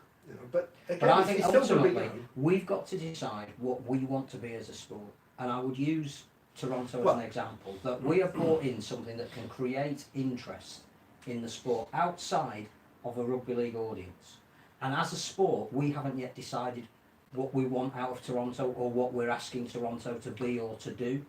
I think their appointment of a new coach, which I think we may have hinted on here, is the missing piece of their jigsaw. I think that Brian McDermott will go back to some of the principles that he operated in London, but with resource this time.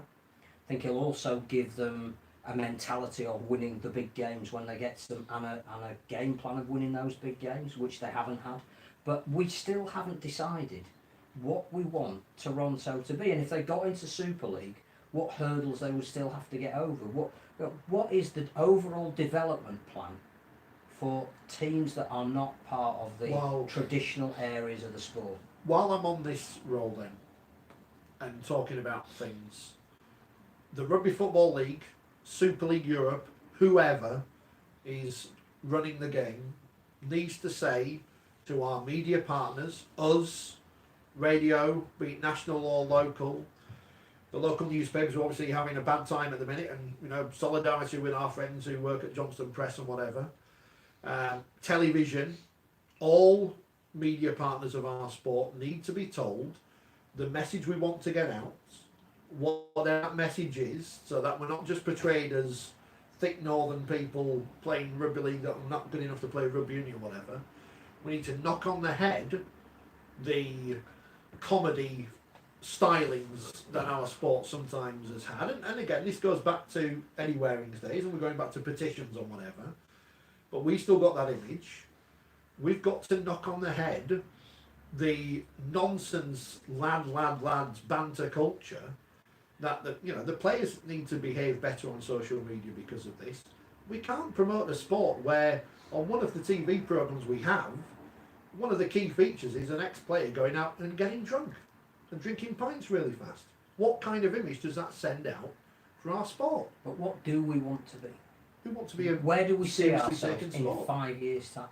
Do we then accentuate the physical element of our sport? Is our USP more UFC than it is rugby union, who is now, I think, bringing in a cup competition where no tackling is allowed above the shoulder? So they are consciously moving away from the physical element of rugby, which might make more people take it up. But do we then say, as a sport, we are now going to market ourselves as being the alternative to that? That we have physical contact first and all. Get away from all this family game nonsense, greatest game nonsense. Let's sell it as the toughest collision sport in the world and be proud of what we do. We promote the physicality and we promote the skill, and we promote people like Scully and we promote the players of today who are those stars we need to promote. But how do you do that when Tommy Makinson, who's just been voted the best international player in the world, is not going to be seen on home shores for another 2 years? What, as a What sport, other sport would do that? was it last year when it came out that we were paying certain players 20 grand or whatever? And without naming those players, so I don't want to name those players and blame them, it's not their fault. But where am I seeing these England internationals, one of whom didn't even get into the squad this time, where am I seeing them earning this extra 20 grand? They're not Fair there. point. They're not It's a coming fair on this point. programme, are they? They're not No. on Blue Peter, they're But not we on also whatever. know that wasn't the reason they were giving them money. Well, I know that, and you know that, and we all know that. But that's what I mean don't about lie this. to us then. What do we decide what we want to be? We're living in an era where, more than ever, well, probably not more than ever, is it? But in the modern era where people believe what they want to be told on social media and whatever. And that's why people believe the Championship and League One should be on TV, because people are selling them a dream that isn't there. And we need to be realistic. There's nothing about negativity. We have to be realistic, and we have a product in Super League with big clubs, with big names who we can sell to people. But all too often, I think you've used this phrase yourself, Phil, it's a race to the bottom. We have to look after the bottom end of the sport. And with the best way in the world, and we kind of briefly touched on it earlier, we can't always save clubs at the bottom end of the sport who enough people care about. Look, in football, and people say, oh, you talk about other sports. If you just don't try anything different or look at other things, how are you going to ever improve what you do in the world? Exactly. But looking at football, we could go out and buy Hare Hills United and say, right, what we're going to do, in 20 years we're going to be in the Premier League. We're going to break up your piggy bank, Phil, and we're going to bankroll this and get out. And we'll go out of the divisions, out of the divisions, out of the divisions. And the Salford goal, City. ultimately, is that one day we'll get the Football League and then we'll play Leeds United, whatever, and that's the aim. People are going about amateur rugby, and I know it's good, I watch it. Oh, by the way, my grassroots club, Birkinshaw, need a coach legendary available. Don't think there's any money in it for you, but you might get some budding talent. Got 6 junior teams there, they need a good hand. No, If you know anyone. Gallon and pine peas after they'll do. Oh, you might be on there. You might have just sold yourself out. But if amateur rugby league is as great as everyone says it is, why are them players not playing professional? And what is the difference between playing in the conference and playing in League One? You play on a weekend, you're giving up your weekend, you train 3 times a week. I'm sure the lads at Wigan St Pat's train just as hard as the lads at Coventry or whatever. So why isn't that pathway open to say, well, if you are good then, and then as Rich says, you get a club like Keighley, and I don't want you to comment on it, Gary, because you've got a vested interest in what's going on there. But if they are to be saved, then bring someone in that can. I use an example. Take their place, like a Wigan St Pat, and if we can get in, or Untitled, whoever it is, I'm not bothered. That we've got a constant thing. And then as you said, instead of racing to the bottom, we're saying, well actually, if you're not good enough, it's time you let someone Well, else have this a is go. one of the stipulations about whatever League One South or Premier South might be. They want to know what the pathway is through into the semi-professional game. But at what point do you also open that pathway up to community clubs that are currently playing in the National Conference League? This is what I mean, It doesn't fit together. Is that Nothing time, fits together. like you said, as part of the overall thing, we start saying to clubs, if you've got the chance, you can come in. Well, I could tell you, I was Hunslet Parkside this year, who went, 24 teams unbeaten. And I say I've watched League One all this season, obviously Keith had been involved at Keith. I would have said Parkside, certainly on the home fixes, they would have beaten most of the southern sides, without a shadow of a doubt from there. Keith going there, maybe Doncaster, whatever teams near us, they may have struggled from there. So these quality out there in the amateur game, and I totally buy into what you're saying. If you've had a go and you ain't showing it, give somebody else an opportunity. It is. There is plenty of quality players in the amateur game, but unfortunately, Matt, as I mentioned on the show when Cookie was on, this pathway, to the professional game. Well, when you look at the it's not the academies, it's the scholarships. The scholarship should be abandoned, and it should go back to where it was back in what it was from my day. The amateur game, you can't sign until you're 17, 18 years of age. You achieve everything what you want to achieve, because this scholarship, it just totally messes them up.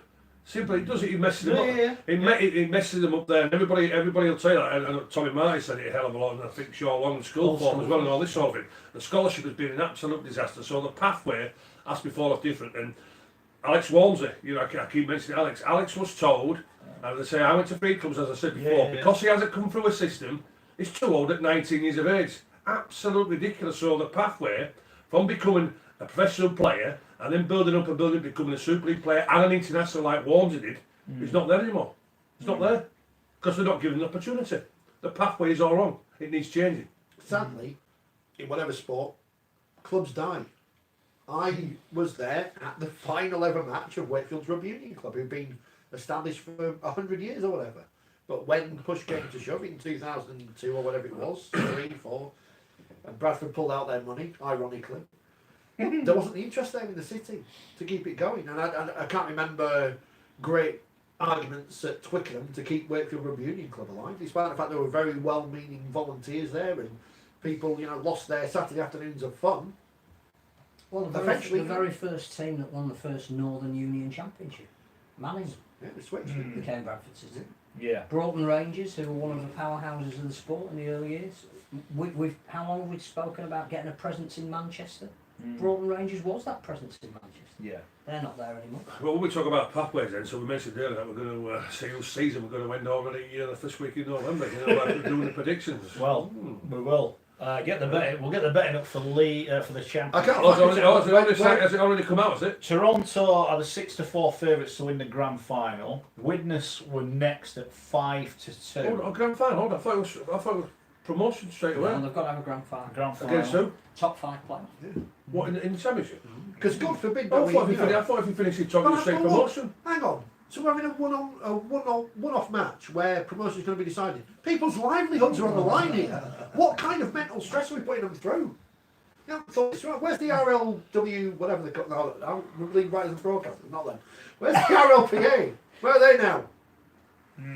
So anyway, Toronto are the favourites. Is Brian Mack going to get them over the line? You would say so. With the players what they've got from there, I would imagine they'll be, side a few different players. So when we look at the Toronto, certainly, I don't think there was an issue with the style of play, but just the discipline what cost them. So I would imagine McDermott will bring that discipline in there for them, and just that missing ingredient what didn't get it. Fair play to London. London were outstanding. They fully deserved to beat Toronto that night. But you just feel as though with McDermott bringing that discipline in from there, getting the best out of the quality players, and certainly on the big match occasions, he knows what it's all about. The history of what he's got. There's no two ways about that. So you'd have to say yes, to be honest. I think he's got a general as well in John Wilkin.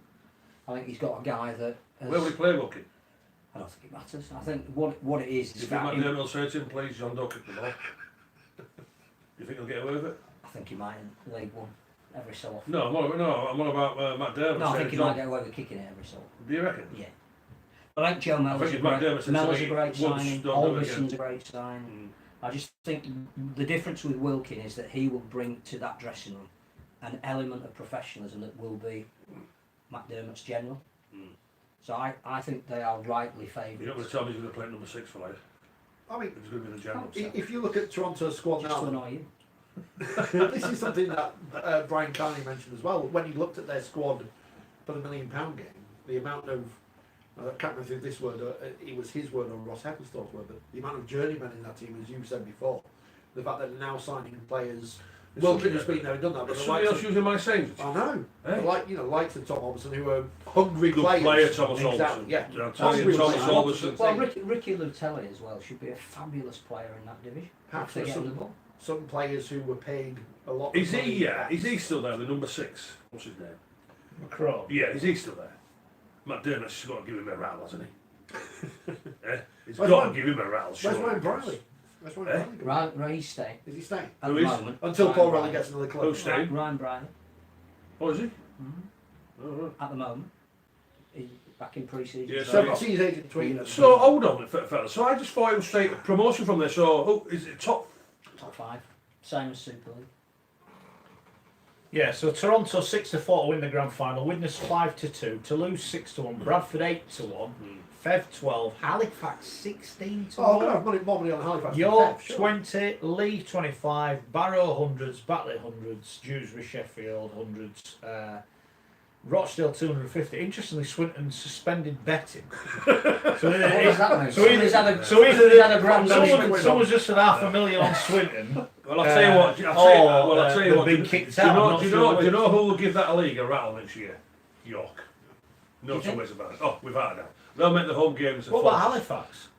Oh, York, I'm telling you, they'll make the home grounds a fortress without a shadow of a doubt. And on the road, you know, because he's a good coach, he's for, he gets the best out of his players, he plays the right way. But and I say, York will give that league a rattle. I next think year. it'll be a There you go. transitional year for them. I think they'll need to find their feet in that division. Phil, I don't see it being an issue. I reckon York will make the 5.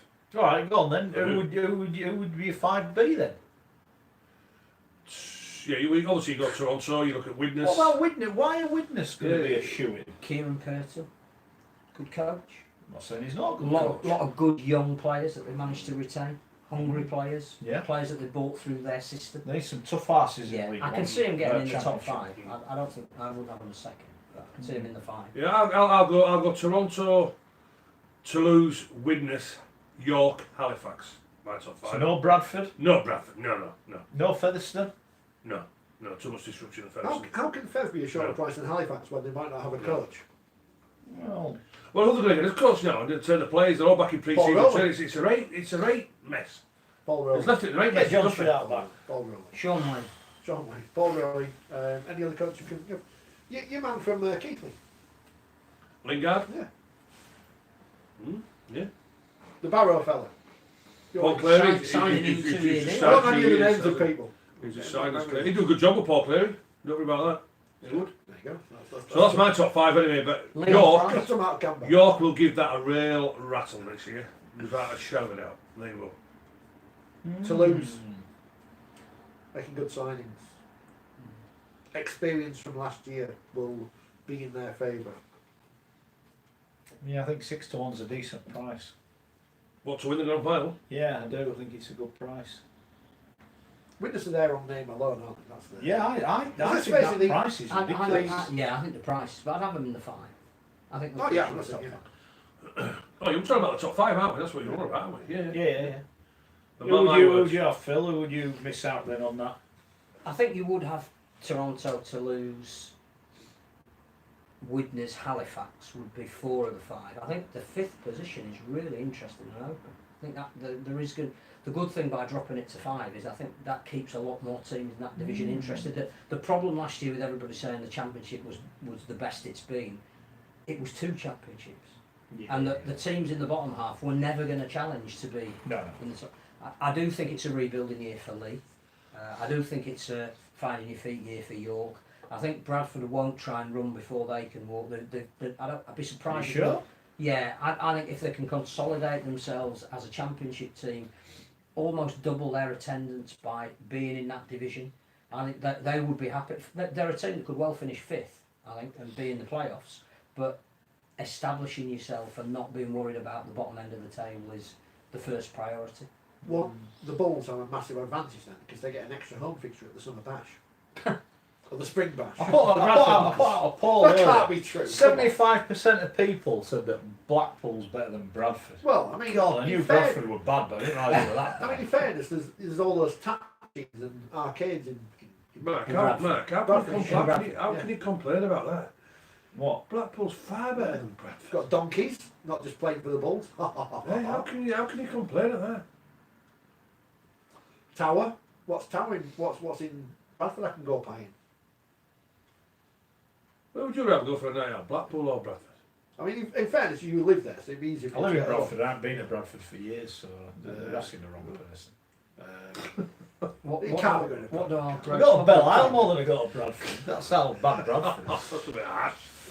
We've had quite a bit of discussion about Yes, go on Bradford. then. Go on then. Throw it From on. his Neil, Bash should never be going to Walsall. It's a disgrace. Seems like a way, and it's conspiracy theory time. Seems like a way the RFL can give Bradford some money.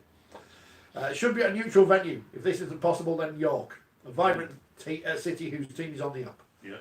Why would And it's the same as people saying about Liverpool. You're not going to go to Liverpool for a weekend, are you, if you live in Wigan, Warrington? You might go to York. Yeah, you you might will. go to York. Oh, you You can. might go to York. York's like Blackpool, there's lots of things to do there if you're not a rugby league. But if you're the rugby league person in the family, you can sell a weekend in York, can't you? Yeah. I know there's a media museum in Bradford, and there's theatres and stuff, and there's some shops, but there's not that, you know. Bradford's a dump, Rich. Don't bother. Well, I don't know. Move on. I'm trying to- How, There's that how big far's hole, Kingston Park from the centre of Newcastle? Quite a way Yeah, out. it is, It's yeah. quite a way out. So I that don't would see be the that as a downside venue. Yeah. of being It's a great venue. But in a but great city, you're gonna but they're not be next to each other. minimum 10 50 quid out of minutes. town. Yeah, 15 minutes, aren't you? in a taxi. Yeah. How many taxis are you going to get? It's in the middle of a housing estate. It's a great ground, It's but got to be it's York. not the for, right for the bash, venue. it's got to be York. Simple as that. You know. but as I'd stay on in York. But as we said before, though, we're discussing the merits of the Magic Weekend and what is it for. Why are we having the summer bash when the Well- numbers have gone down last year? Because there was no. I know there's Bradford and Windsor in it this year in Leigh. You've got 3 clubs who've got a fairly decent following, haven't you? And it's not a knock on the teams that you know. have No, lots of but we had supporters. a great tweet. We had a great tweet in it. Oh, Kieran. Happy days. A chance to play Dewsbury for the 4th time in a year. 8 miles away from our own ground. Sounds unmissable. 14th, by the time we played them in the Yorkshire Cup, Yeah. Boxing Day. Boxing Day. Yeah. Yeah. 6 times in loop fixtures. Yeah, well, there you go. So Kieran's hit the nail on the head there. But it is. Would have stayed overnight, Kieran? But isn't What if he's in Bridewell? Isn't the issue about Sky though? The only championship rugby that Sky religiously put out every year, because it's relatively cheap from a production point of view, is the Right, bash. so if the bash has to exist on the basis of the fact that it suits the principal broadcaster, and a lot of the people objecting are saying, but we need more championship rugby on telly. okay. You have to have the bash, don't you? But- There is a reason for having it. but- But if you have it in the right venue, Yeah. you will get more people. I know Blackpool was empty for a lot of the. Am Yeah, but I the you- only person who was at all 4? Well, apart from the Dewsbury But we said it when you came back. Yeah. If you're gonna have the bash, don't have anything else that weekend. Well, yeah. If you're gonna have Magic, don't have anything else that weekend. And If you're gonna put Super League fixtures on at the same time as the bash is on, you may as well have it in our back garden. At least in Blackpool, the ground's in a nice location. It's a 5 minute walk from the front or whatever. There's plenty of things to do. They can go back out and back in and come back and watch Dewsbury battle and think, oh, we should have stayed on the bloody front. But at least there, you can sell it as a weekend. I know no one went, and this is why I've said before, you know, if we're going to have it, well, have it in Blackpool or don't bother. Just say it is a weekend away for people. Fine. Yeah. Otherwise, I you know, think why bother? you've got to listen to the coaches and the players as well. That they like the bash because they're on telly. They're not on telly any other week. It feels different because they turn up in a coach. And You know, this is it's almost like being in a cup final, Here's the even main though there thing. are 2 league points at stake. So there are some very good reasons to keep the bash. at least Blackpool looks like a modern stadium. And I Oh, know, well, it is. It's I a know, nice you know, I'm ground. throwing it's a nice stones ground. out Picture of was awful, Bellevue, wasn't it? but I know I've got a But Bellevue. it's alright, because if we're throwing it back, we won't break any windows at night. But you know, it's Bradford. We go there. It's like the whole with the Test match thing. We go there anyway. Oh, hey, look, let's go to Bradford. It comes back though, what we said owns earlier. the What ground is the at point? Bradford? What is the point? Be cheap hire of the ground though, isn't it? And if it rains, Well, that's what people have said. I can imagine, you know what I mean? If it rains, there's a stand, a great stand that holds 5,000. The corporate will be great, we know that. It's all that's great. But the ground is a. But it's not an event then, is it? No. It's not an event to say to people, come to our event. No, And It's a non-starter. Bradford has got to be a non-starter. And if we're serious about the players getting something out of the experience, going to a ground they already go to is not a great experience. So- but it comes back to what is Magic, what is yes, the bash. absolutely. Decide what Mario. you want it to be, Yeah. and Okay. then the venue tends to sort itself out once you know what it is that you're trying to achieve. Yeah. And if you announce it long enough in advance, people will buy into it. But at the moment, we haven't had the fixtures for the Championship League One. We don't know if the bash is part of that, and we don't know where the bash is going to Isn't be. that part of the problem with Magic? And I know people say Anfield's crap, but I've Absolutely. not sat in the seats there, so it's a bit unfair for Yeah, me to but have a I don't comment. hear 40,000 Liverpool fans complain. Well, no, but am I going to? Should we go early on the Sunday and watch Salford versus Hull KR? No disrespect to either team, but I'm not, am I? So we've got rid of the Hull derby, and I know we've said before there's too many Hull derbies, but Hull FC versus Huddersfield, It's been done fairly on Well, the it's been draw. done We fairly, can't, yeah. you can't quit. If those fixtures aren't good enough, that's a damning indictment of the competition, Which if not it, of the which again, organisation. if it was more the NRL and that every team could beat every other team, it doesn't matter what. No, you're not bothered, are you? No. No. And So, you see, I think, and I've said it before, Nottingham is a great venue for rugby league. It's just far enough away to make a weekend of it. It's a party destination. It's somewhere where you could go and play rugby league, and perhaps start and leave a legacy in the Midlands for players that are trying their hardest to keep the game going there. If you announced 6 months in advance that the Bash was going to be in Nottingham, people would buy into that. Since it's moving to Toronto. It Well, will be a sellout. Sid sent a very good reply to my Blackpool Bradford tweet, but sadly for legal reasons I can't read it out. At least with Bradford, you could go on a tour of the set of Rita's and Bob too. One of Well, the, your car's been knocked down. Has it been after- knocked down? Yeah, after it's been Oh. knocked down. one yeah. of the other things that Rob Elston said Go was that down, Lane! he was wanting Toulouse potentially as a venue for Magic. It's a bit foreign, that. Okay. What about Dublin? Oh, no. Dublin's a great idea, provided you give people enough notice. Right, I think we've put out some tweets earlier regarding who we think is going to win Yes. various things. We've asked Scully, he says Toronto are going to win and get promoted. What about Super League? Who's going to come top of the pile and who's going to win it, do you think, Ledge? Bearing in mind that because it's a top 5 again, there's actually a bit more incentive to finish first now. It's not the old, oh, it's a hubcap, we don't want it. It's actually we need to finish first. Do you know what? In 19, it is going to be Warrington's year. Most people are saying St Helens. It's going to be Warrington's year. They have recruited though, aren't they? So Yeah, that's what I'm saying. they've got rid of the worst marquee signing the league's ever had. They've recruited very well and they say play costing. I'm pretty excited about Yes. seeing him, not just seeing him play, but also as well. I've read his piece in the League Express for that, Mike, to be honest with you, and he's coming with the right attitude. I'm reading what he's saying there, and if he's saying how he's going to address IE from a point of view, he's not come over here for a holiday, he's not thinking about going back to NRL, he's signed a 4-year deal, he wants to put his mark down, not just for Super League, but also too for Warrington. So if he can just give them that 5% extra, what they have been missing, I think Warrington will finish top, and I think it's going to be Warrington's year next year. So if we can get Steve Price on, like we had Justin Holbrook, they'll do the treble. Pricey, you're doing the double. You've heard it from the legend. You're doing the double, Warrington. If I guess that was somewhere else. They did the double this year and they lost in both finals. I almost heard Steve Price fall off his chair.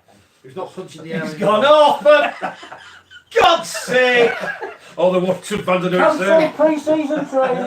No point. Don't bother coming come in. on, it's a bit harsh. Phil, cancel pre-season training. Come on. Go on then, Don't Phil, where are worry, you going? don't worry. I actually do think that Justin Holbrook may not admit it publicly, but I think he got it slightly wrong last year. Slightly. That he didn't use enough players. He didn't. I don't think he fully understood the rigours and demands of the season here, and you've got to do it on 2 fronts. That will stand him in excellent stead. I think he is still the excellent coach that we thought he was up till 2/3. Not question mentality at Saints. No, I think Winning the big games. no, I think they're bringing in 3 players who will give them that. I think that They've signed well, haven't they? They've Yeah. signed well.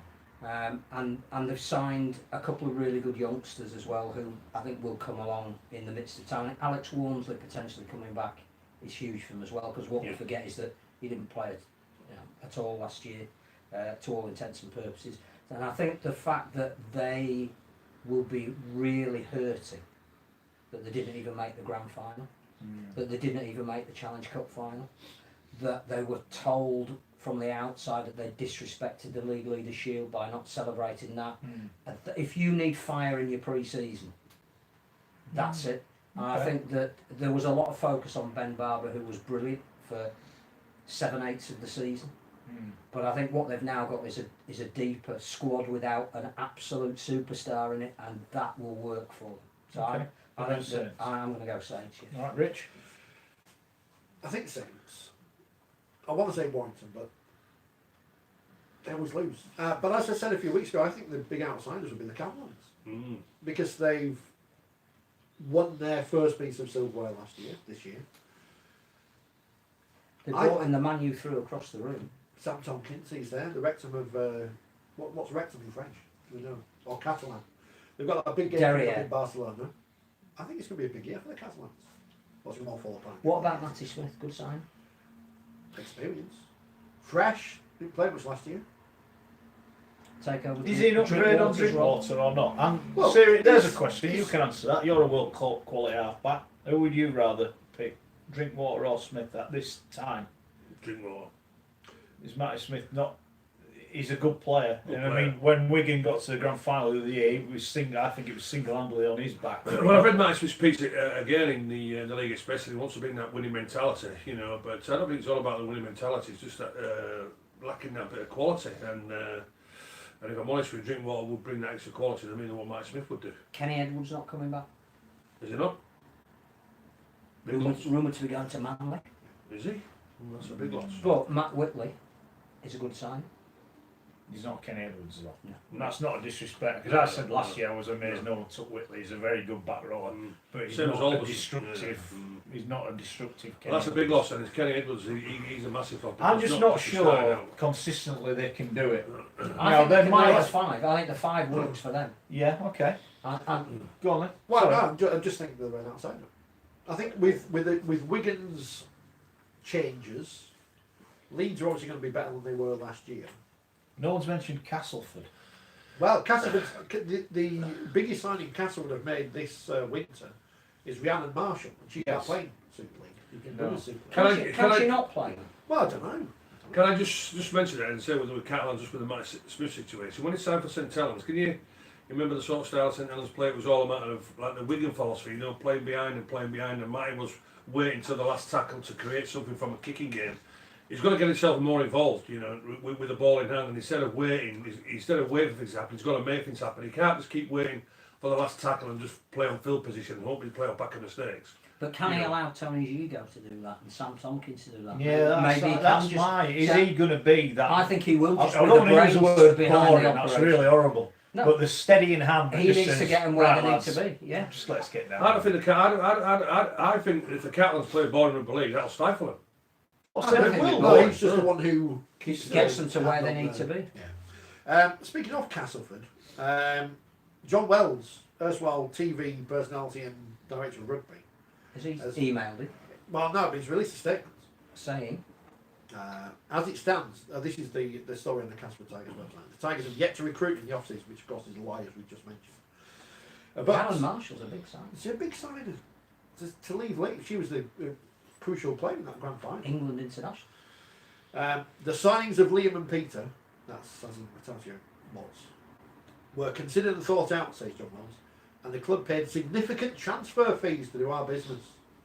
They have added a great deal to this squad, and with the benefit of a full pre-season in our environment at Castlewood, we're confident that we will continue to step up in 2019, especially when you add in the ongoing development of players like Jake Truman, the reigning Super League Young Player of the Year. We are working within the constraints of a salary-capped sport, and you've seen a number of key players such as Jake sign new and upgraded contracts, and that consistency in the squad can be a real strength. There certainly won't be wholesale changes. The emphasis right now is finding possibly one more addition if we can. So that sounds to me like there's not many people coming in. We made the point, and I spoke to an agent in the game who said that when Castleford started to get good, they had in effect a £2.5 million squad for £1.5 million, which meant that guys like Mike McMeekin and the younger Paul fellas McShane. all would need a significant upgrade, and then their big challenge would be who do they let go to in order to keep two to get rid of one. And it's an interesting point. I thought they got the recruitment a bit wrong last year, if I'm honest. You look back at it and I think you could point the finger at a few that maybe haven't worked out, and I think the fact they haven't, there's no bigger advocate of Cass than me. I desperately want to win the grand final this year, but I think they might struggle. There's one thing missing from that statement, and obviously I haven't read it all, just heard it for the first time then, but there have been a couple of players leave. Jade Webster's gone. Jai Hitchcock's gone. Yeah. So there should be space, you would have thought, to bring in. Yeah, but they've just upgraded Yeah, players. That's but- going to take that money, is it? I wouldn't have thought all of it. And don't you have to bring in the odd And didn't they have to get rid of Jai Hitchcocks to get in Metallica? Yeah. So So, they've already well, done that business, haven't they? Yeah. You'd have thought there would be. You'd need at least one fresh face, don't you? Well, I'll tell you what, who I'm my top 5 then What's for the is Super Luke- League this year. Now again, Luke Gale One second. is going to be really important. Will he come back fit? I'm sure Well, it it's was. got- He's had a sure, really unlucky yeah. year, hasn't I he? You hope know, so. big I hope injuries. so. You know. Well, that's like saying, will Yeah. Callum Watkins come back? But you don't You know. would do you? expect You so. don't know until you see them out there. Yeah, he will do. He will do. Yeah, but so my top 5 for next year, In order or just in order: Warrington, Saints, Catalans, third? Wigan, Leeds. No Huddersfield, have you been big enough? No Well- Castleford. No Hull. Oh, Hull, no. Forget about Hull. Cass, you just mentioned from there. I just feel as though. But it Did you not mention Wakefield? may have worked out No from there. way. No. Do you think Wakefield are going to go backwards with Danny? Because they finished fifth. So the thing about it is, they bought Danny Brough to get into the playoffs. Well, actually, the last 2 years they would have been in the playoffs if we had a top 5. As I said, You don't think they're going to be in as the top I, 5? as I said when they were interested in Danny Brough, and now they have signed Danny, and I've read what Chester said today, and yeah, he will talk well and what have you, but as our great colleague there, Matt Wilson, says, when it comes to the crunch, will Danny deliver? And I just feel as though, again, with the dressing room, and I know people say, oh, you've only picked Leeds because you're an ex-Leeds player. I haven't picked Leeds for that because I feel as though now, the creativity what they're looking for in that half back, a big centre what we're missing there. We've re-signed the 2 Warriors in Ablett and JJB. They know what it's all about. Murray's being brought in from there. I think we're going to play, if I'm honest with you, maybe a type of boring game under Ferner. No. Well, you might do. Well, is the squad good enough at Leeds? Because I don't think they've got a deep enough squad. I think that's been proven year in year out. I think this year with the signs what they brought in, and certainly people might say, "Well, sign Ablett again and JJB for 2 I months." get that. You need. They'll do your job. They know what it's all about from there, and I say we're bringing this kid in from the half back up, that combination with Myler. And McLaren from there, and Murren. Yeah, I think Leeds have got. McLaren's not going to play. He's not going to play. I think Leeds have got the quality, so that's my 5. Yeah. I think I think if they get McClellan's trouble- going to play in the England. So you're shaking your head against when I say them. Leeds maybe playing a boring side of the league. I mean, Well, how are they going to play them? When David Ferner did his first interview, Right. that question was asked about the style that he would play. He was the attack coach for South, and they finished with the most points. But now he's on attack coach. He's No, a but I think coach looking over he everything. is taking him that style. They are going to play attack. They've got a 2-pronged centre partnership that if they can get the ball to them in promising positions, Mhm. they're going to be virtually unstoppable. Mm. I think they've deliberately bought Conrad Hurrell to be the kind of excited attacking team that you would hope they would be. So great. To be I hope fair, so. I hope they've so. signed some good players. I mean, as much Well, as they've gone Richard from and I would quite love to rightly be being criticised You for not can't. signing a marquee player to signing 2. But you're telling me last year Mitch Garbutt's their best forward when fit. They've got rid of him to bring in another one. That ain't. Well, yeah, it's strengthening your side to Yeah, a like certain Forest, degree, yeah, like but it's not beefing up your squad, is it? I think again with their top 17 out more regularly than they were last year. Injuries include- play a big Yeah, part. but I think there are certain years where you get more than your share. Yeah, but For on some- that for basis, certain clubs. Cass and Wigan last year got hammered. Well, if they have a good year, then what happens then? I think Leeds will be fight for a top 5 spot. So what's your top 5, mate? Absolutely top 5. Warrington, Saints. I wrote Wigan off last year and got hammered for it, but they have lost too many good players, and they haven't as yet replaced them. They're not spending any money. People can say what they want about Sam Tompkins. He was one of the best players in Super League. Successful. By Well, a mile. John Bateman and Ryan one Sutton. of the best players. Sean O'Loughlin signed a new deal. He's 36 years old this week. He's playing less and less and less. And I still maintain that Sean, how many times did he play for Wayne that next year he might go, you know what, sorry, I've been here all my career, and if I'm not fit, going on the if I'm coach. not fit, I'm not playing. He might do that. I might be speaking badly out of turn.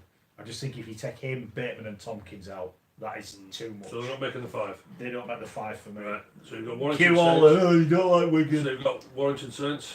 Warrington Saints, I think Wakefield will definitely be in the top 5 this year. Definitely. If they stay lucky with injuries. you could say that about any club. So again, they're putting load. They're expecting big things on Brough. You said it many No, times. I've said it. You know what? You've said it many times. And I've went on social media when they signed him. Said I've been his biggest critic, and I remain his biggest critic because I'll ask the question and I'd ask Danny to his face. How many big games did you in Huddersfield, Danny, in the last 5 years? So The answer's not many. So what will change? He will win because he's a man with a point to prove, and we know what he's like when he's got a point to First prove. year at any club is He will always be a galvanising magnificent. factor. He will be magnificent. He's not a 5-year signing. He's a 1, maybe 2-year signing to get Wakefield where they need to be. And you know what? I credit Wakey. They've highlighted we need to be better in that area, and we're going to go. And it'll cost them some money or And they've whatever. got competition for places now in And the halves. and they've gone for it. And I think keep them fit. I think their pack is fantastic. I think they'll make the 5.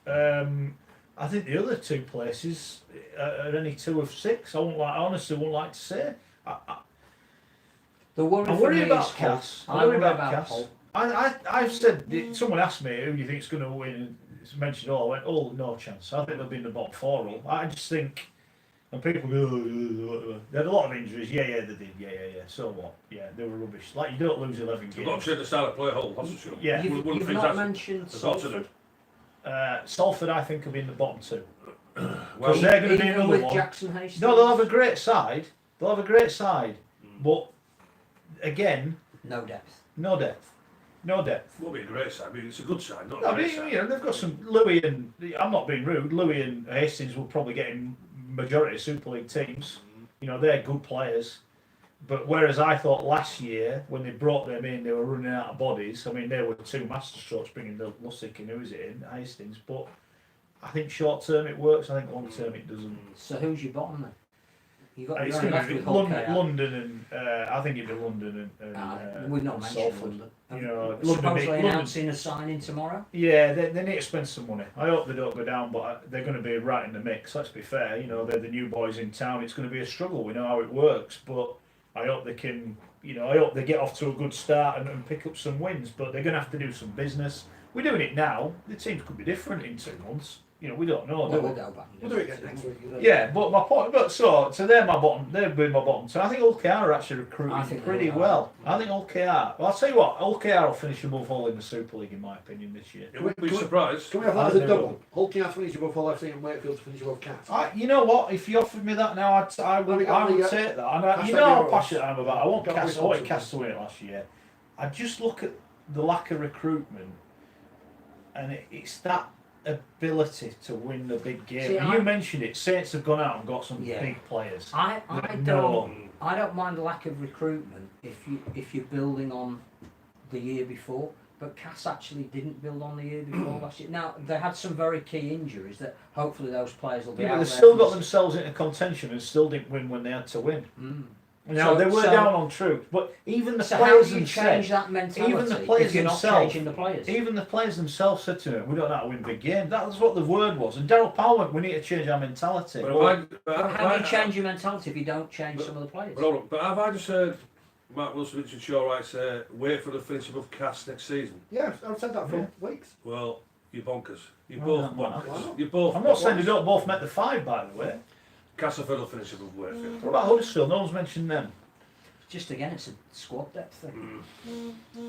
That I think he's trying to change too much straight away, really. I do. No, I do. again, what we do is say I think Rick the Stone. honeymoon period is finished now.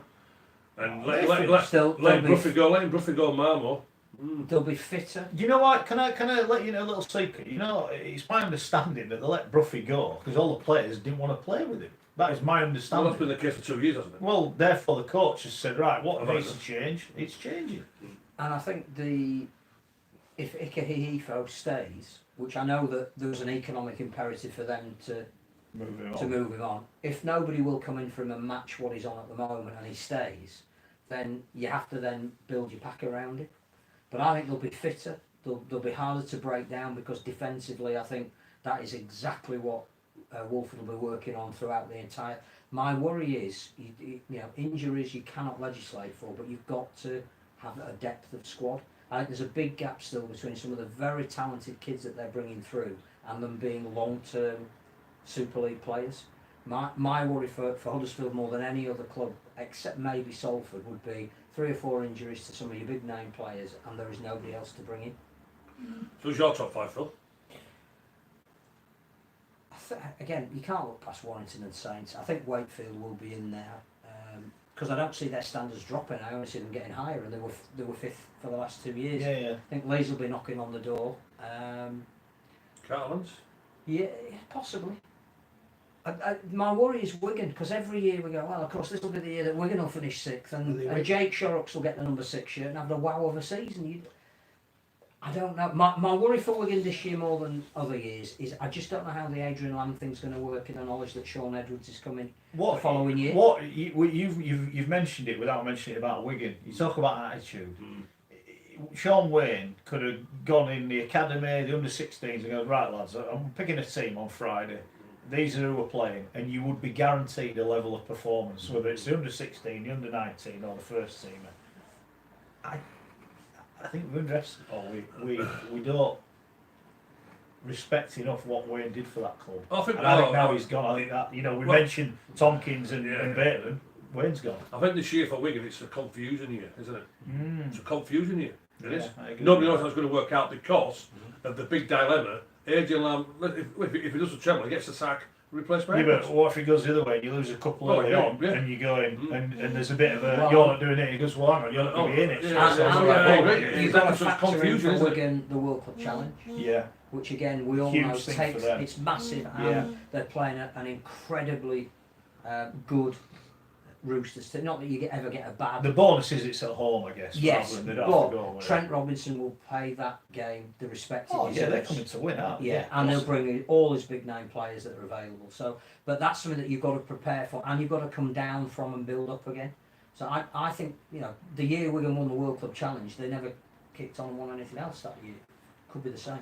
Toby's asked us if Wigan's big pre-season signing has made training today. I think we'd have heard if he had. But again, that's something that needs managing, isn't it? Yeah, I think the fact we haven't mentioned. Who's your 5, Rich? Saints, Warrington, Leeds, Catalans, Perm, any one of the rest. Wakefield. You must think Wakefield. You're looking for Leeds finishing the top 5 then? I don't think they've signed the players they have not to finish in the top 5. Yeah. And I think one thing that, again, benefits Super League as a whole, which has been mentioned by people like Rob Elston, is the fact that if you can bring a Conrad Hull over, if you can bring a Trent Merrin over, then it's good for the competition. Well, here's the other thing as well. We're all going to want to see them in action, aren't we? Well, and everybody's going to want to turn up to see them beaten, which is great. South Stand fully open. I'm looking forward to going ahead and watching it full when they play Wigan or a Saints. I can't wait. It'll be a special night. We know better atmosphere. Mate. And in those facilities, when they're finished, they'll be fantastic. Well, that look good on the telly. It will look good on the telly. With lots of look good on the telly when they're only 11,000 there, the 10%. It still looks great anyway. Yeah, annoyingly. I'm looking forward to going there Boxing Day when it's officially open, the South Stand. The weather we wear the Boxing Day morning challenge. Yeah. The on the pitch. Are we having special Christmas kits this year like we did in the past? I wouldn't have Is that pretty much it? I think so, yeah, apart from... you was getting relegated. Sorry. Not London. Phil? Yeah, it has to be. Yeah, unfortunately so. Paul did ask a question. Can I ask Scully why playing the last 2 tests of the 1988 series against Australia down under? Depressed cheekbone. There you go. There you go, Paul. Came out early. You asked. I did enjoy Ian's comment about the kind of people who run rugby league as a sport and exclusive. He said, where are the women and young people represented at board level? Barrow for 5th. Just get the prediction in there. Barrow for 5th? Barrow for 5th. Well, I'll tell you what, if they keep up their home form, it was fantastic for a long part last year. I think Newcastle are going to be a real threat in League One. I'm looking forward, Liam Finn directing them around and some of the signings that they're making.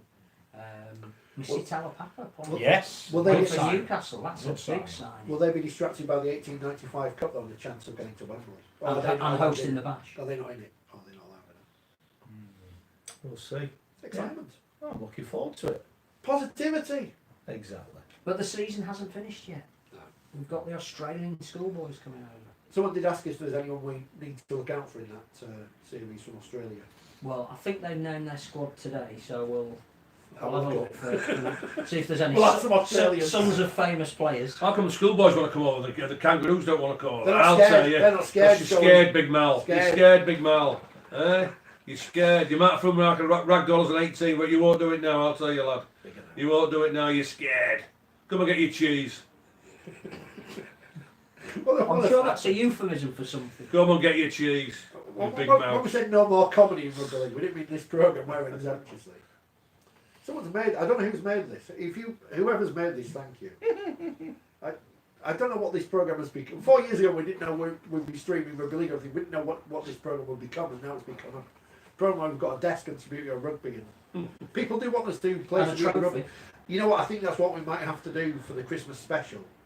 Are we doing it Well, people asked. 10 o'clock at night? People asked, are we going to be on? You know, are we on for the whole of the off season? Yeah, we've got nothing else. When to do. it's Christmas Day this year? Well, it's a Tuesday, but Christmas Eve's a Monday, and it's my wedding anniversary, so I won't be here because I get shot.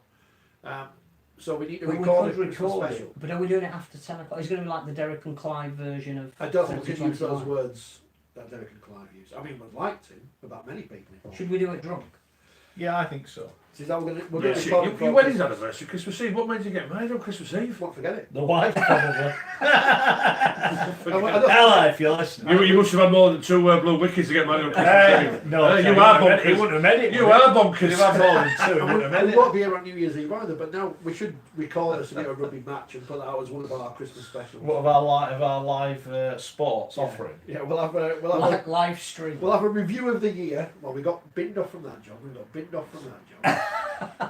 Now we don't get. We are the Brian McDermott of No, the radio There's no world. room for bubbles heads. No. And play Subbuteo Rugby. I think that'd be good. Yeah. People say, "Oh, you." And then we'll face a nervous wait to see if our media passes will be reduced. We're not going And then to the job might be completely knackered. Am I getting one this year? I feel bad enough to apply for Richard. I've been asking for 5 years for a media pass. Nah, it's part of the fun watching you get into these grounds when you haven't got a pass. So I quite enjoy it, and especially getting in the car park. Right, that's it. We've done. Thanks to everyone on YouTube. Thanks for all your comments. Thanks for you on Facebook. Thanks to everyone that's got in touch. Download the podcast. Thousands of you doing it every week now. We appreciate that, and we will be back next week. No rest for the wicked. We'll be back next week. Thanks to Gary, thanks to Phil, thanks to Rich, thanks to you for listening. See you next week.